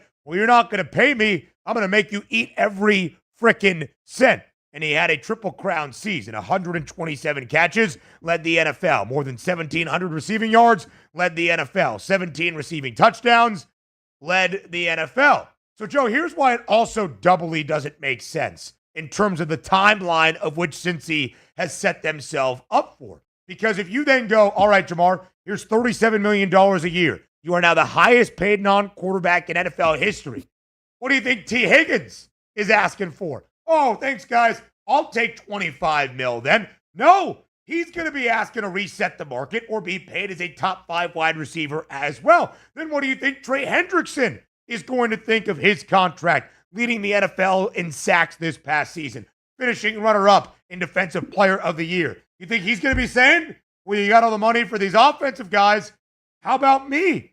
It just makes zero sense. This is the way they have done it. So even if they bring everybody back, and they must, if they really want to be a conference contender in the AFC, certainly in the hunt for a Super Bowl, they have done their organization a disservice and have not set up the most stable foundation for future years. No, they haven't. But if you're asking me, I let Hendrickson wait the last on that list. Worry about the offense, solidify the big 3, Burrow, which they've already done, Chase and Higgins, and then take care of Hendrickson. Because, again, it's not like, even though Hendrickson statistically and individually led that team in with sacks, right, and was one of the tops and led NFL in sacks, that defense was atrocious. So you could only get better, right? So that's my point. Even if you get rid of Hendrickson or move on from him or don't want to sign him, at least I know I could outscore anybody with those 3 in the lineup and sprinkle in Chase Brown at the running back position. So that's the way I would attack it. Again, Hendrickson might be upset, but it's more important for the Bengals to take care of Chase first, then Higgins, then work to Hendrickson. If you can get it done, fine. But if I have to cut one, I'm cutting Hendrickson and letting the other two cook this year with Burrow. Yeah, but that's not going to be a great recipe for success either, because the Bengals were so atrocious defensively that they couldn't keep pace, even with the offense putting up historic numbers. It just, again, you're going to pay all of these guys, at least you say that you will. But how do you do it? What is your financial savvy? Are you like Lisi on the floor of the Wall Street stock market and commodities exchange in the early 2000s? Or are you Duke Tobin and Mike Brown, who've not really shown that financial strength and cunningness in their time together? We shall see. Elsewhere in the AFC North, elsewhere in the state of Ohio, Browns GM Andrew Berry, Joe, remaining pretty steadfast in the idea that although Myles Garrett has requested a trade out of Cleveland, the Browns are not looking to trade Myles Garrett at this juncture. I guess we'll see who wins. Yeah, but Myles Garrett wants to compete. That's the biggest thing. It's not that the Browns don't want to keep him or want to move on. In order for him to be happy, he wants to compete for an AFC division title and an AFC championship. And they thought they had that when they signed Deshaun Watson a few years ago. It hasn't worked out, and they have multiple holes to fill. They're in a major rebuild outside of Myles Garrett. Yeah, they certainly are, Joe. And Myles Garrett wants to compete for Super Bowls, something that has been floated in Cleveland but never actualized, and something that probably will not be realized for a very long time to come for the Browns. We'll continue these conversations up next on Football Full Circle.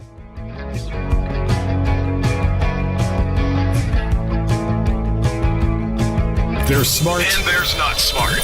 Not smart is hope as a strategy. It's smarter to be on SportsGrid. Keep it here. And win. This is the SportsGrid Radio Network. The SportsGrid Radio Network presents This Date in Sports History. 1989, the Dallas Cowboys fired Tom Landry after a 29-year career. I'm not better. That's just my nature is not to be better. And you have to judge people as to how they operate. Landry led the Cowboys to 2 Super Bowls in the 1970s and 13 division titles while in Dallas. But new owner Jerry Jones gave Landry the boot after a 3-13 season in '88. For SportsGrid Radio, I'm Mike DeMurgis. The Technology Minute with George Capalbo. Researchers at Leipzig University have discovered that fruit flies, just like more sophisticated creatures, sometimes like to play.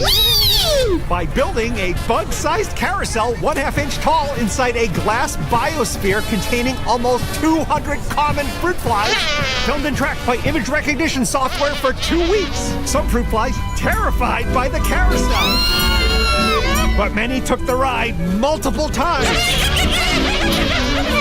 The goal, not insect amusement parks, but understanding neural and biochemical traits for insect control. However, no word if fruit flies like roller coasters.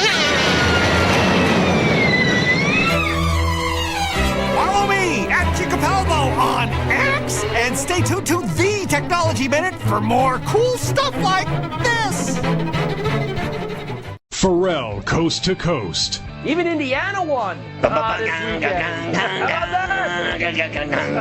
That's a huge quad 1 win for the Hoosiers. Jerry Palm had them as the first team out. Everybody says they have this big game in Eugene against Oregon. They're not beating Oregon in Eugene. Let me tell you what, they're going to fly out there and get their ass beat. It's Pharrell Coast to Coast with Scott Farrell. Weekdays, 3 p.m. Eastern, noon Pacific. On the home of the winning edge. The SportsGrid Radio Network. Wherever you go, there you are. Download the SportsGrid mobile app and we'll be right there with you. So now you can get the winning edge anywhere, even while the wife's talking to you. if you got an earbud. This is the SportsGrid Radio Network. You're listening to Football Full Circle with Joe Lisi and Ben Stevens. Some more NFL news from around Combine Week in Indy. Andrew Berry, the general manager in Cleveland, has said although Myles Garrett wants to be traded, we're not looking to trade him at this moment. Ultimately, Joe, you would not expect the GM of an NFL franchise to walk out to the podium for the first time he is meeting with people in the offseason and say, you know what, Myles Garrett is right. We're going to trade him as quickly as possible. What do you like? What do you got for me? Of course he is going to say these things. In my estimation, it's not a matter of if Myles Garrett is traded this offseason. It's when and for how much in return? Is it a first-round pick? Is it multiple first-rounders? It is a first-round pick and a couple of day 2 or day 3 selections, so the Browns can try to recoup some of the draft assets they gave up in the worst trade in NFL history with the worst deal in NFL history for Deshaun Watson. That would be, I think, the strategy, Joe, out of Cleveland, knowing that with the second overall pick, you're kind of in a rebuild mode, and you can add on to all the rebuilding that needs to be done in the land if you do, in fact, deal Myles Garrett. Yeah, I mean, again, what is the vision for Cleveland? Are they going to try and patch it together with a veteran quarterback and try to get, similar pieces? They've given Nick Chubb the ability to go see what his trade, what his value is in the market. So they're starting to break up the continuity, right, of this team that, had a little bit of momentum a few years ago. And now if you can get Myles Garrett to a contender that's willing to pay 1, 2, 3 draft picks, 2 number ones or 3 number ones, whatever the value is, why not do it now? I mean, again, it's not like nobody expects Cleveland to come in and be a 10 or 11 win football team. So what are you doing? You're holding on to your best player because he's your best player, but at the end of the day, you're not going anywhere. And if he wants out, there's no guarantee that you're going to get Myles Garrett best effort, even if he's getting the money. Yeah, exactly, Joe. And I think you need to make sure that you try to recoup everything you can for this guy in Myles Garrett, who could make a difference somewhere else. And NFL teams recognize that and will be willing to pay up for it. We shall see how that process plays out in Cleveland. Chiefs GM Brett Veach at the dais yesterday as well, talking about the future of his organization, and specifically, Joe, the 35-year-old tight end in Travis Kelce, who just completed his 12th NFL season. Kelce, during Super Bowl week, as the Chiefs were chasing history, was pretty steadfast in the idea that he was coming back, that he still felt he had some football playing days ahead of him.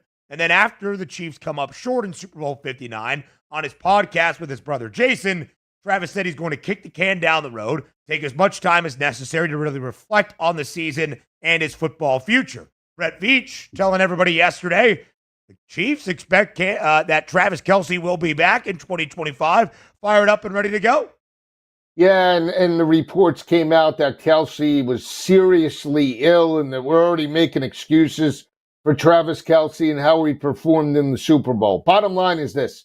He might want to come back. He's on the back nine. He could give you maybe a few games throughout the regular season, and maybe if they make it back to the playoffs, which is basically a 90% shot that they do, barring any major miracle, Travis Kelce will be there. Again, is he going to be a 9 or an 800-yard receiver this year? Probably not. He'll take a back seat, but that veteran experience, for the locker room continuity, I guess we'll see. Kumbaya for Pat Mahomes and Andy Reid again. Yeah, you're trying to have those familiar figures back. Obviously, the focus of this offseason for KC is reinforcing that offensive line that took a bad beating during Super Bowl 59. At least I expect Travis Kelce to be back, but it's not just his playing days, being in the NFL for more than a decade and all that stacks up there, or the idea that KC did not reach the ultimate pinnacle of winning 3 Lombardi trophies in a row for the first time in NFL history. But of course, he's got a lot of other things off the gridiron that occupy his time. He could walk away and still be incredibly successful if he chose to do just that. Some more contract news yesterday out of Indy. Khalil Shakir, Buffalo's top target this past year, signing a new extension, 4-year deal, Joe, worth a little bit more than $60 million, coming off a career year for Shakir. Yeah, 4 years, $60 million. I mean, is great, right? $15 million a year. Not a bad look for a very productive wide receiver and stepped up in big spots. That's good value for the Buffalo Bills. Now they need to add a pure number one. Right. Add some more targets for Josh Allen at his disposal, but for Khalil Shakir, career best numbers in catches, receiving yards, receiving touchdowns. A nice payday to follow. Plenty more on FFC comes your way next.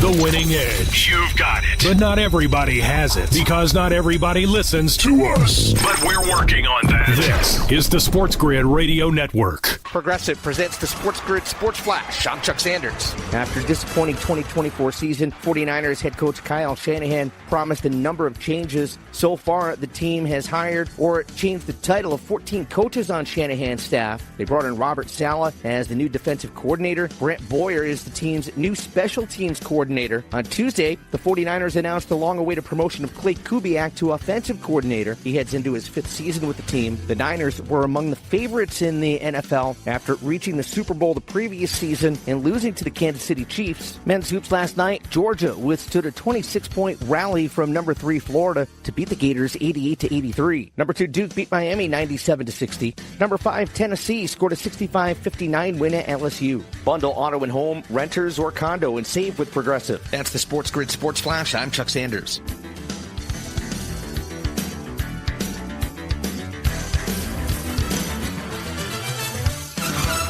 Drivers who switch and save with Progressive could save hundreds. With that kind of money, you could go big time. The next time you're out to dinner with friends, you can order the shrimp cocktail for the table. And maybe you'll realize it only comes with 4 shrimp after you've already given away 3, but that one shrimp will be so good.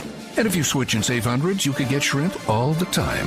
Switch to Progressive and you could save big time. For shrimp, Progressive Casualty Insurance Company and affiliates, not available in all states. Potential savings will vary.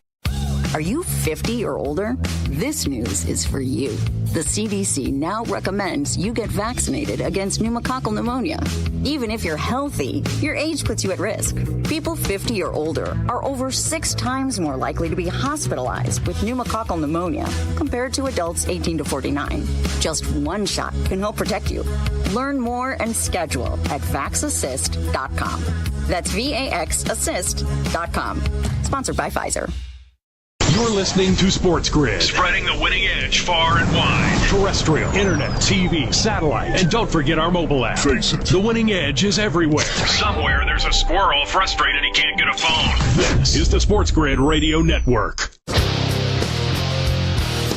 You're listening to Football Full Circle with Joe Lisi and Ben Stevens. Live right here on Football Full Circle, it is FFC. He is Joe Lisi. I am Ben Stevens. Plenty of news from Indianapolis this week as we get ready for the NFL Scouting Combine. Some of the prospects, the hog mollies up front on both sides, O-linemen, D-linemen, meeting with the media today, going through their team interviews, should be on the actual field, going through workouts tomorrow. But, Lisi, guys, still some more news out of Indianapolis, for Indianapolis, that being the Colts. Chris Ballard, GM of Indy, has said one of the priorities this offseason for the Colts is for Anthony Richardson to be in a quarterback competition entering his 3rd NFL season. QB competition against who? Not Joe Flacco. A quarterback to be named later because there's not another guy on the roster that can challenge Anthony Richardson at this moment. Joe, it does not seem as though the situation for AR in Indy will be a smooth one. It certainly has not in his opening 2 years in the league, and probably not a great sign for Richardson when you're in an open quarterback battle against the QB to be named later. Yeah, no, and we sort of, I don't want to say we projected this, but the concerns with Anthony Richardson coming out of the combine and coming out of the draft were not the physical attributes. It was taking those physical attributes and translating that into game experience and game productivity. There's a huge difference, right? Same thing with Joe Milton. Joe Milton has done a fantastic job in the translation or the transition, right? Big arms, struggled with accuracy concerns at Tennessee, and then put him in game environments. He stepped up, and now potentially might be traded or move on to a team where he's given a shot at a starting job. For Anthony Richardson, we knew that he wowed everybody, but he was still raw.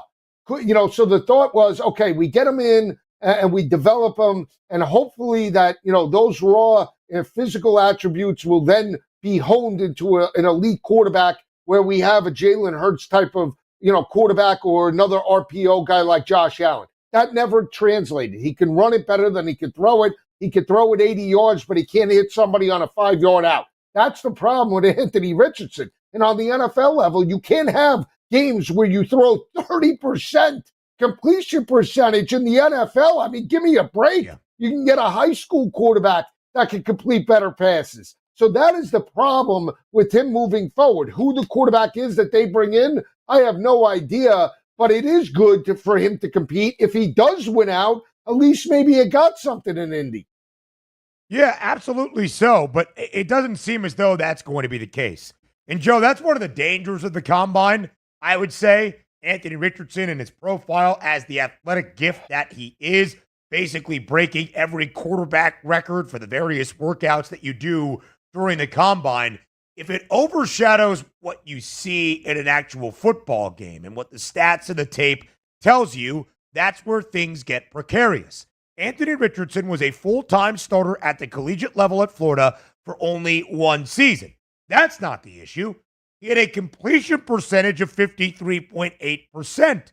Joe, that doesn't often get better going from college to the NFL. That gets more difficult to accomplish in the NFL when the windows close up in a much quicker fashion. And the players are just better time and again as you make that leap to the next level. That's the issue for AR, and that has not developed by any means in the NFL. No, and again, we talk about quarterback development. Sometimes quarterbacks don't project well in the combine, but have that it factor that makes them very productive quarterbacks, right? Baker Mayfield struggled a little bit in terms of his tenure with Carolina, LA, and his days in Cleveland. But in the right fit, he really elevated his game to where now he's the face of the Tampa Bay organization with Mike Evans, right? But again, the problem was we knew Anthony Richardson wasn't an elite talent, meaning productive-wise, coming out of college. He had a 56 or 54% completion percentage. I mean, he struggled in big games against elite competition in one of the best conferences in college football. We knew that going in. Everybody that followed college football knew that he was a prospect. He wasn't a legitimate, productive, consistent quarterback on the college level, and that's why he was a project outside of a potential sure thing. And Indy took that shot. The value was there where they got him, but it just didn't pan out. And now they have to really assess whether do they trade him, do they move on from him. Whoever they're going to bring in for the quarterback competition has to at least give you the opportunity to challenge the likes of C.J. Stroud and Trevor Lawrence in the division. Yeah, absolutely so, Joe. And what exactly is that market out there that you would think, hey, this guy is our number one quarterback in lieu of Anthony Richardson entering year number 3? Interesting stuff out of Indy. Clay Kubiak has been named the offensive coordinator of the San Francisco 49ers, officially a reshuffling in who is going to call the plays as Kubiak will take over in place of Kyle Shanahan. A lot of NFL legacies in that San Francisco organization, or at least illustrious names. Shanahan, Kubiak, Lombardi, now even John Lynch's son, who is the GM of the 49ers, working as a defensive assistant. But Clay Kubiak, as they look to kind of change things offensively after a down season in San Francisco, is the new play caller. Yeah, I mean, again, Kubiak does have consistent and above average play calling skills. He's definitely a hot commodity, and now elevated to the main guy. I expect this offense to produce. And again, players love him. That's the other thing too. When you talk about how players feel about him within the organization, they like him and want to play for him. So that's half the battle as well. When you're an above average play caller, you're aggressive. And more importantly, the talent and the players that are in that scheme enjoy that type of play calling. That's a win-win for everybody. Yeah, absolutely so, Joe. It really is, and we'll see if the 49ers now can take that leap. I was always going to be very interested to see how the odds makers would look at the Niners entering this offseason. They had been the odds maker darlings, if you will, throughout most of their time, either week over week, even with the struggles, but certainly from the future perspective. 12-1 right now in a market that has only gotten better for San Francisco in terms of how the market views them right now. We'll see if the 49ers can take advantage of that. entering 2025. We'll get to some report card grades in just a moment around the NFL, but some more trade talks, Joe. Jair Alexander, who has been in Green Bay for quite some time, the Packers will be open to hearing some trade offers for one of the star corners in Green Bay the last few years.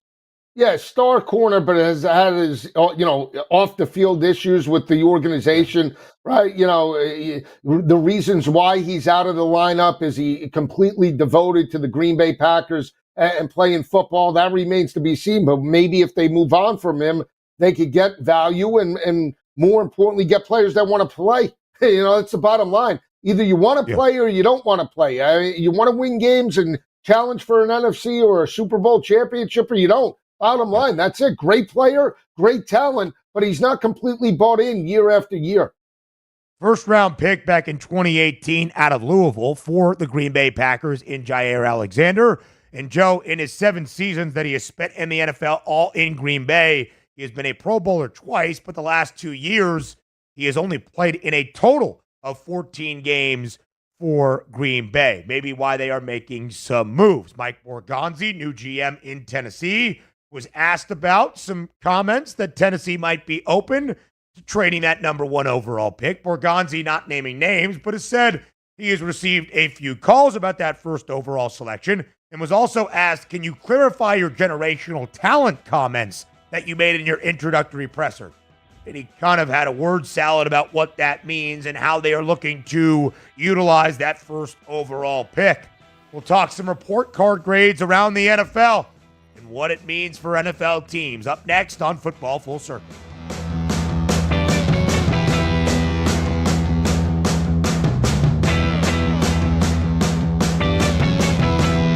We're not saying every SportsGrid listener is a legend, but you might start thinking about who's going to play you in the movie. Just saying. This is the SportsGrid Radio Network. With the SportsGrid News Flash, I'm Trey Westerberg.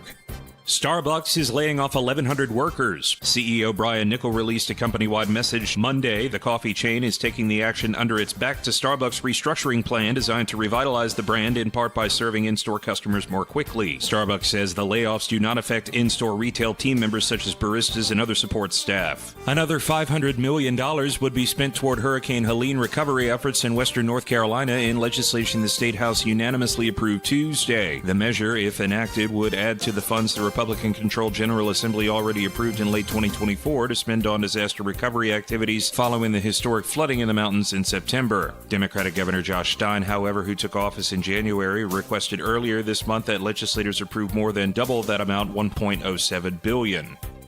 I'm Trey Westerberg with the SportsGrid News Flash. With Fidelity Wealth Management, a dedicated advisor gets to know you and your goals to build a comprehensive plan to help grow and protect your wealth. Backed by a team of specialists, they'll analyze all your accounts, even the ones they don't manage, to keep an eye on taxes and provide proactive portfolio insights that can help you unlock your wealth's full potential. Learn more at fidelity.com/wealth. Investment minimums apply. Fidelity Brokerage Services, LLC. Member NYSE SIPC. Confidence is knowing you're ready to handle whatever comes your way. That's what it feels like to take on your workday with Cintas. They make sure your AEDs are up to date, your fire extinguishers are tested and inspected, your floor mats are cleaned and delivered, and your workwear looks good, feels good, and is freshly laundered with the Cintas Apparel Plus program. So are you ready to take on today?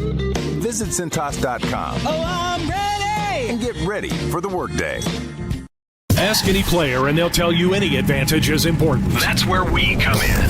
SportsGrid delivers gaming strategies and analysis 7 days a week. The winning edge. It's your advantage to more winning more often. This is the SportsGrid Radio Network. You're listening to Football Full Circle with Joe Lisi and Ben Stevens. Live right here on Football Full Circle, it is FFC. He is Joe Lisi. I am Ben Stevens. Joe, a ton of grades and report cards passed down today by the NFLPA. For a third consecutive season, the NFLPA handing out its report cards that players vote on and give out grades for various things around their organizations. It can be coaching, it can be facilities, it can be travel, it can be family care, a variety of things impact the overall grades. But the 5 best organizations, including to those report card grades given out by the players, that would be the Dolphins at number 1, the Vikings number 2, Falcons 3, Raiders 4, Chargers 5. Second consecutive year, Miami has topped the overall report card grades. The bottom 5, the Steelers, Jets, Browns, Patriots, and coming in dead last out of 32 NFL teams, the Arizona Cardinals. Lisi, again, this doesn't really impact how wins and losses happen, but just the overall life of an NFL player in that specific franchise. Could it lead to a player deciding on whether he wants to go somewhere based on free agency? Potentially. What are the overall ramifications? Who knows? Could be a culture thing, could be a facility thing, whatever you want to deem it for. But third straight year that we have seen these NFLPA report card grades, and these, the results. Yeah, and when I see a team like the Miami Dolphins that lead and have an A grade, and yet that doesn't translate to wins on the football field, something really is up, right? That leads you to believe that potentially maybe the head coach is to blame for the lack of success within the organization, because players can't be completely bought in from everything surrounding the team, right? The facilities, the strength coach, the food, the everything that the organization has to offer, and this team still can't get over the hump in terms of the wins. And then you go and scroll down to the bottom half and see the lack of success by teams on the football field, and then coupled with that, see the grades that they got as players view the organization, and that gives you a better understanding as an owner or as a GM about where you need to fix. Because if the players don't love the organization that they play for, they don't love the strength, or conditioning coach, or they don't love the ability to get stronger or elevate their game, and they don't like the food, and they, all of us, how does that build locker room continuity and chemistry as an organization? I just don't see it. So there, it is interesting, but at the end of the day, just because you get A's across the board doesn't mean you're going to have success on the football field. And as an owner, if I'm Miami, I'd be asking that question about Mike McDaniel and his lack of success overall. You can get to the playoffs. You just can't beat elite competition. Yeah, it's good vibes, right? In the locker room, good vibes when you walk into work each and every day, but you want those vibes to translate to Super Bowl championships, to playoff games, to wins, to success. That is not necessarily cause A to cause B there, and the result of it all. Joe, owners were given grades, right? How invested are these guys into their organizations, into their franchises, into listening to player feedback, so on and so forth. Only one owner received an F. Do you want to take a guess at who that was? New York Jets. How about that? Yes. The disgruntled, dysfunctional organization that is the New York Jets. Yes. That would be correct, Joe. That would be Woody Johnson, the only owner to receive an F. Some got Ds, others got D minuses, like Art Rooney II in Pittsburgh, but only one failing grade, and that was Woody Johnson. The players saying that when they would give feedback, it almost seemed as though Woody Johnson would do the exact opposite, which is not exactly a stable environment. But when you are, so Joe, like the Dolphins, right, voted number 1 2 consecutive years. They've been a good team. They haven't seen the success, of course, that you think would follow all of those nice and warm and fuzzy feelings in Miami. But when you are consistently awful, when you have missed the playoffs for 14 consecutive seasons and finished with 5 wins or fewer half of those 14 years, you can often point at one place, and that might be the ownership group. Now, the Raiders haven't been much better, and they're top 5 in these report card grades. But it's just all to say, Joe, that a lot of times we get mad at rosters, we get mad at players, we get mad at stars for not living up to the hype or the contract, we get mad at the coaching staff, the play callers, whatever it might be. But if consistently you are a failure, there's only one constant of a franchise until it is sold, and that's the ownership group. Right, and some owners are happy just to be owners as another, shiny toy to add to the collection.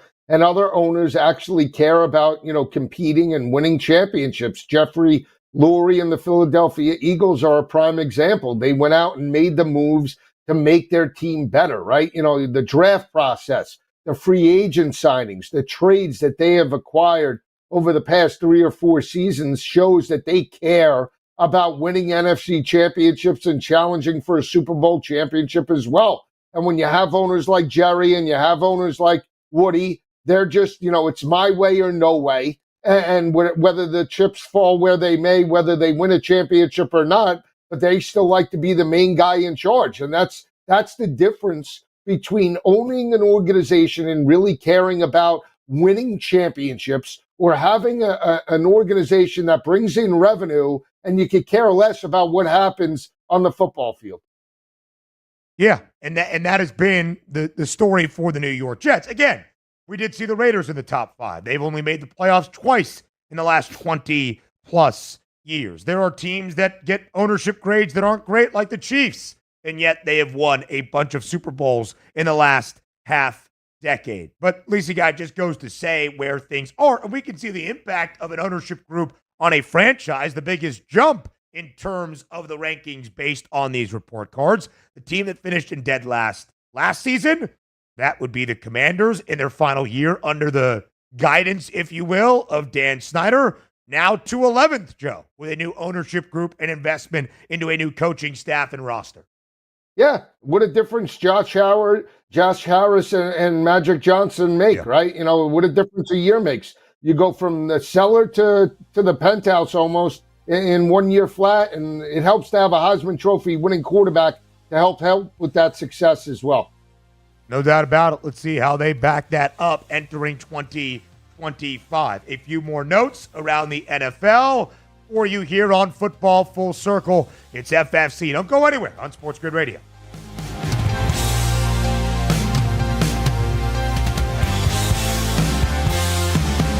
Luck is winning the lottery. Strategy is settling your divorce before cashing in the ticket. It's smarter to be on SportsGrid. Get the winning edge. This is the SportsGrid Radio Network. SportsGrid TV and radio networks are the premier streaming video and audio channels dedicated to serving the sports wagering audience. Found on major smart TV platforms and streaming on SportsGrid Radio and SiriusXM Channel 159. SportsGrid's real-time data, expert commentary, and entertaining analysis transform viewers into informed sports enthusiasts. Our weekday radio lineup begins with the early line at 8 a.m. Eastern with Ben Stevens and Donnie Rightside. Donnie joins Kevin Walsh on Money Line at 11 a.m. Eastern, followed by Football Full Circle at noon Eastern. Kaplan and crew join the party at 1 p.m. Eastern, and Pharrell Coast to Coast keeps things rolling from 3 to 6 p.m. Eastern. Get in the mix with Kevin Walsh and Game Time Decisions at 6 p.m. Eastern. Evenings simmer with Carver and Lisi, then boils over with Gabe Moritzi on Sports Rage Late Night at 10 p.m. Eastern. To find out where to find SportsGrid that's best for you, go to sportsgrid.com. It's smarter to be on SportsGrid. Imagine combining the exciting investment opportunity of cryptocurrencies with the power of artificial intelligence to maximize your IRA, 401k, or other investment funds. Listen, if you're looking for ways to accelerate your retirement growth, Block Trust IRA has market-leading strategies and solutions for all levels of investors, from $1,000 to millions. And they partner with Bitcoin Magazine's #1 crypto trading fund in the world to maximize your returns. Plus, their team of IRA specialists is here to help you roll over your IRA or qualified retirement account to the new world of cryptocurrency investments. So make this free call right now to set up your account and learn more. 800-434-5313. 800-434-5313. 800-434-5313. That's 800-434-5313. Think of us as your cool roommate that has this innate gift of somehow always picking winners and never bugs you about doing the dishes or paying rent. Sports gaming strategies and information 24/7. Get the winning edge. This is the SportsGrid Radio Network. You're listening to Football Full Circle with Joe Lisi and Ben Stevens. Live right here on Football Full Circle, it is FFC. It would seem at this time of the year, Joe, the rumor mill around the NFL is not going to stop. When everybody is in one place for the scouting combine this week in Indianapolis, people are talking to people, GMs are talking to GMs, front office execs to this coach and this reporter and this media member. And this rather juicy rumor, perhaps, out of Pro Football Talk that was just shared on social media. Juiciest rumor from the combine so far. Aaron Rodgers has reached out to the Giants, which, if true, suggests he's not getting much, if any, interest from contenders like the Steelers. Again, even in Pro Football Talk, led by Mike Florio and others, they acknowledge it is a rumor. We're not sure what the semblance of it is, if it is even validated at this point. But it could be interesting, Joe, for Aaron Rodgers to be like, listen, I now live in New York. I want to stay in New York. But also, hey, maybe I'm not seeing a lot of interest from other NFL teams, which was always going to be a part of what Rodgers decided to do next. If he comes back to the NFL in 2025, who really wants him? I guess that's a part of the conversation. Yeah, I mean, now I've heard a report, too, that the Rams potentially would be a fit if they move on from Matt Stafford. He would bring over Davante Adams if the Jets release Davante Adams.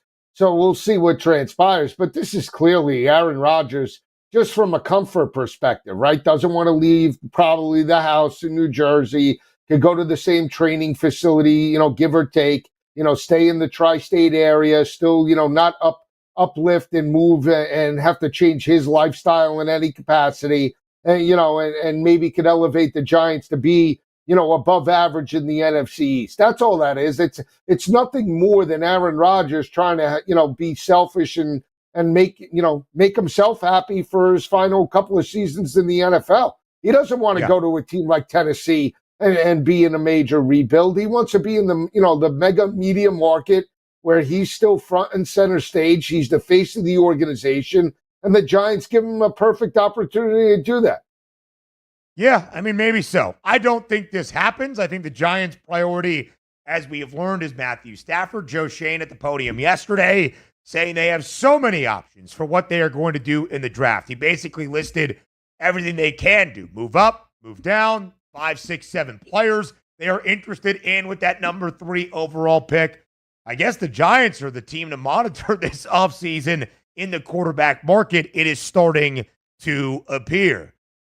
We'll see, Lisa Guy. I'm not entirely sure there's a robust market for Aaron Rodgers at this moment. Another thing that I find fascinating was a move that Oklahoma just made. A couple of big GM moves as we are starting to see that line of work in college football, college athletics in general, as you structure your college football program to resemble what we are seeing in actuality, the professional model. You have your head coach and you have your front office. Jim Nagy, who has been the executive for the Senior Bowl. They say the road to the draft starts in Mobile each and every offseason. He has been one of the lead talent evaluators in the sport, the transition from college football to the National Football League. He has been hired as the new GM in Norman to work with Brent Venables. Of course, Oklahoma, after a 6-7 season and losing to Navy in their bowl game, has to figure things out entering Venables' 4th year at OU. Jim Nagy should be a name to help them do that, Jeff.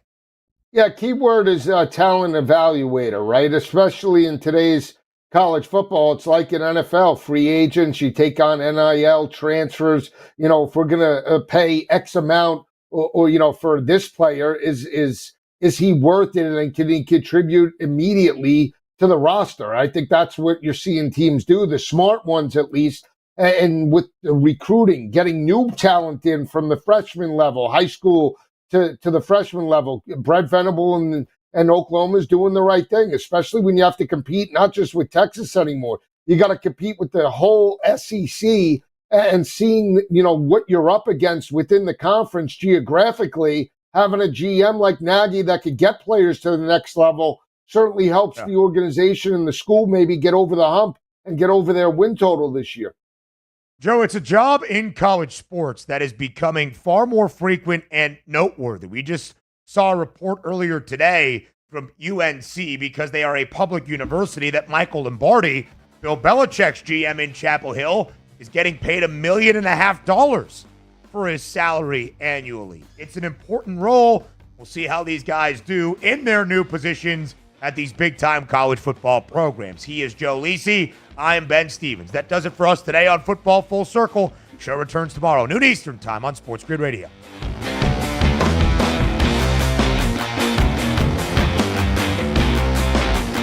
Now you've done it. You found the advantage for gaming, odds, and more.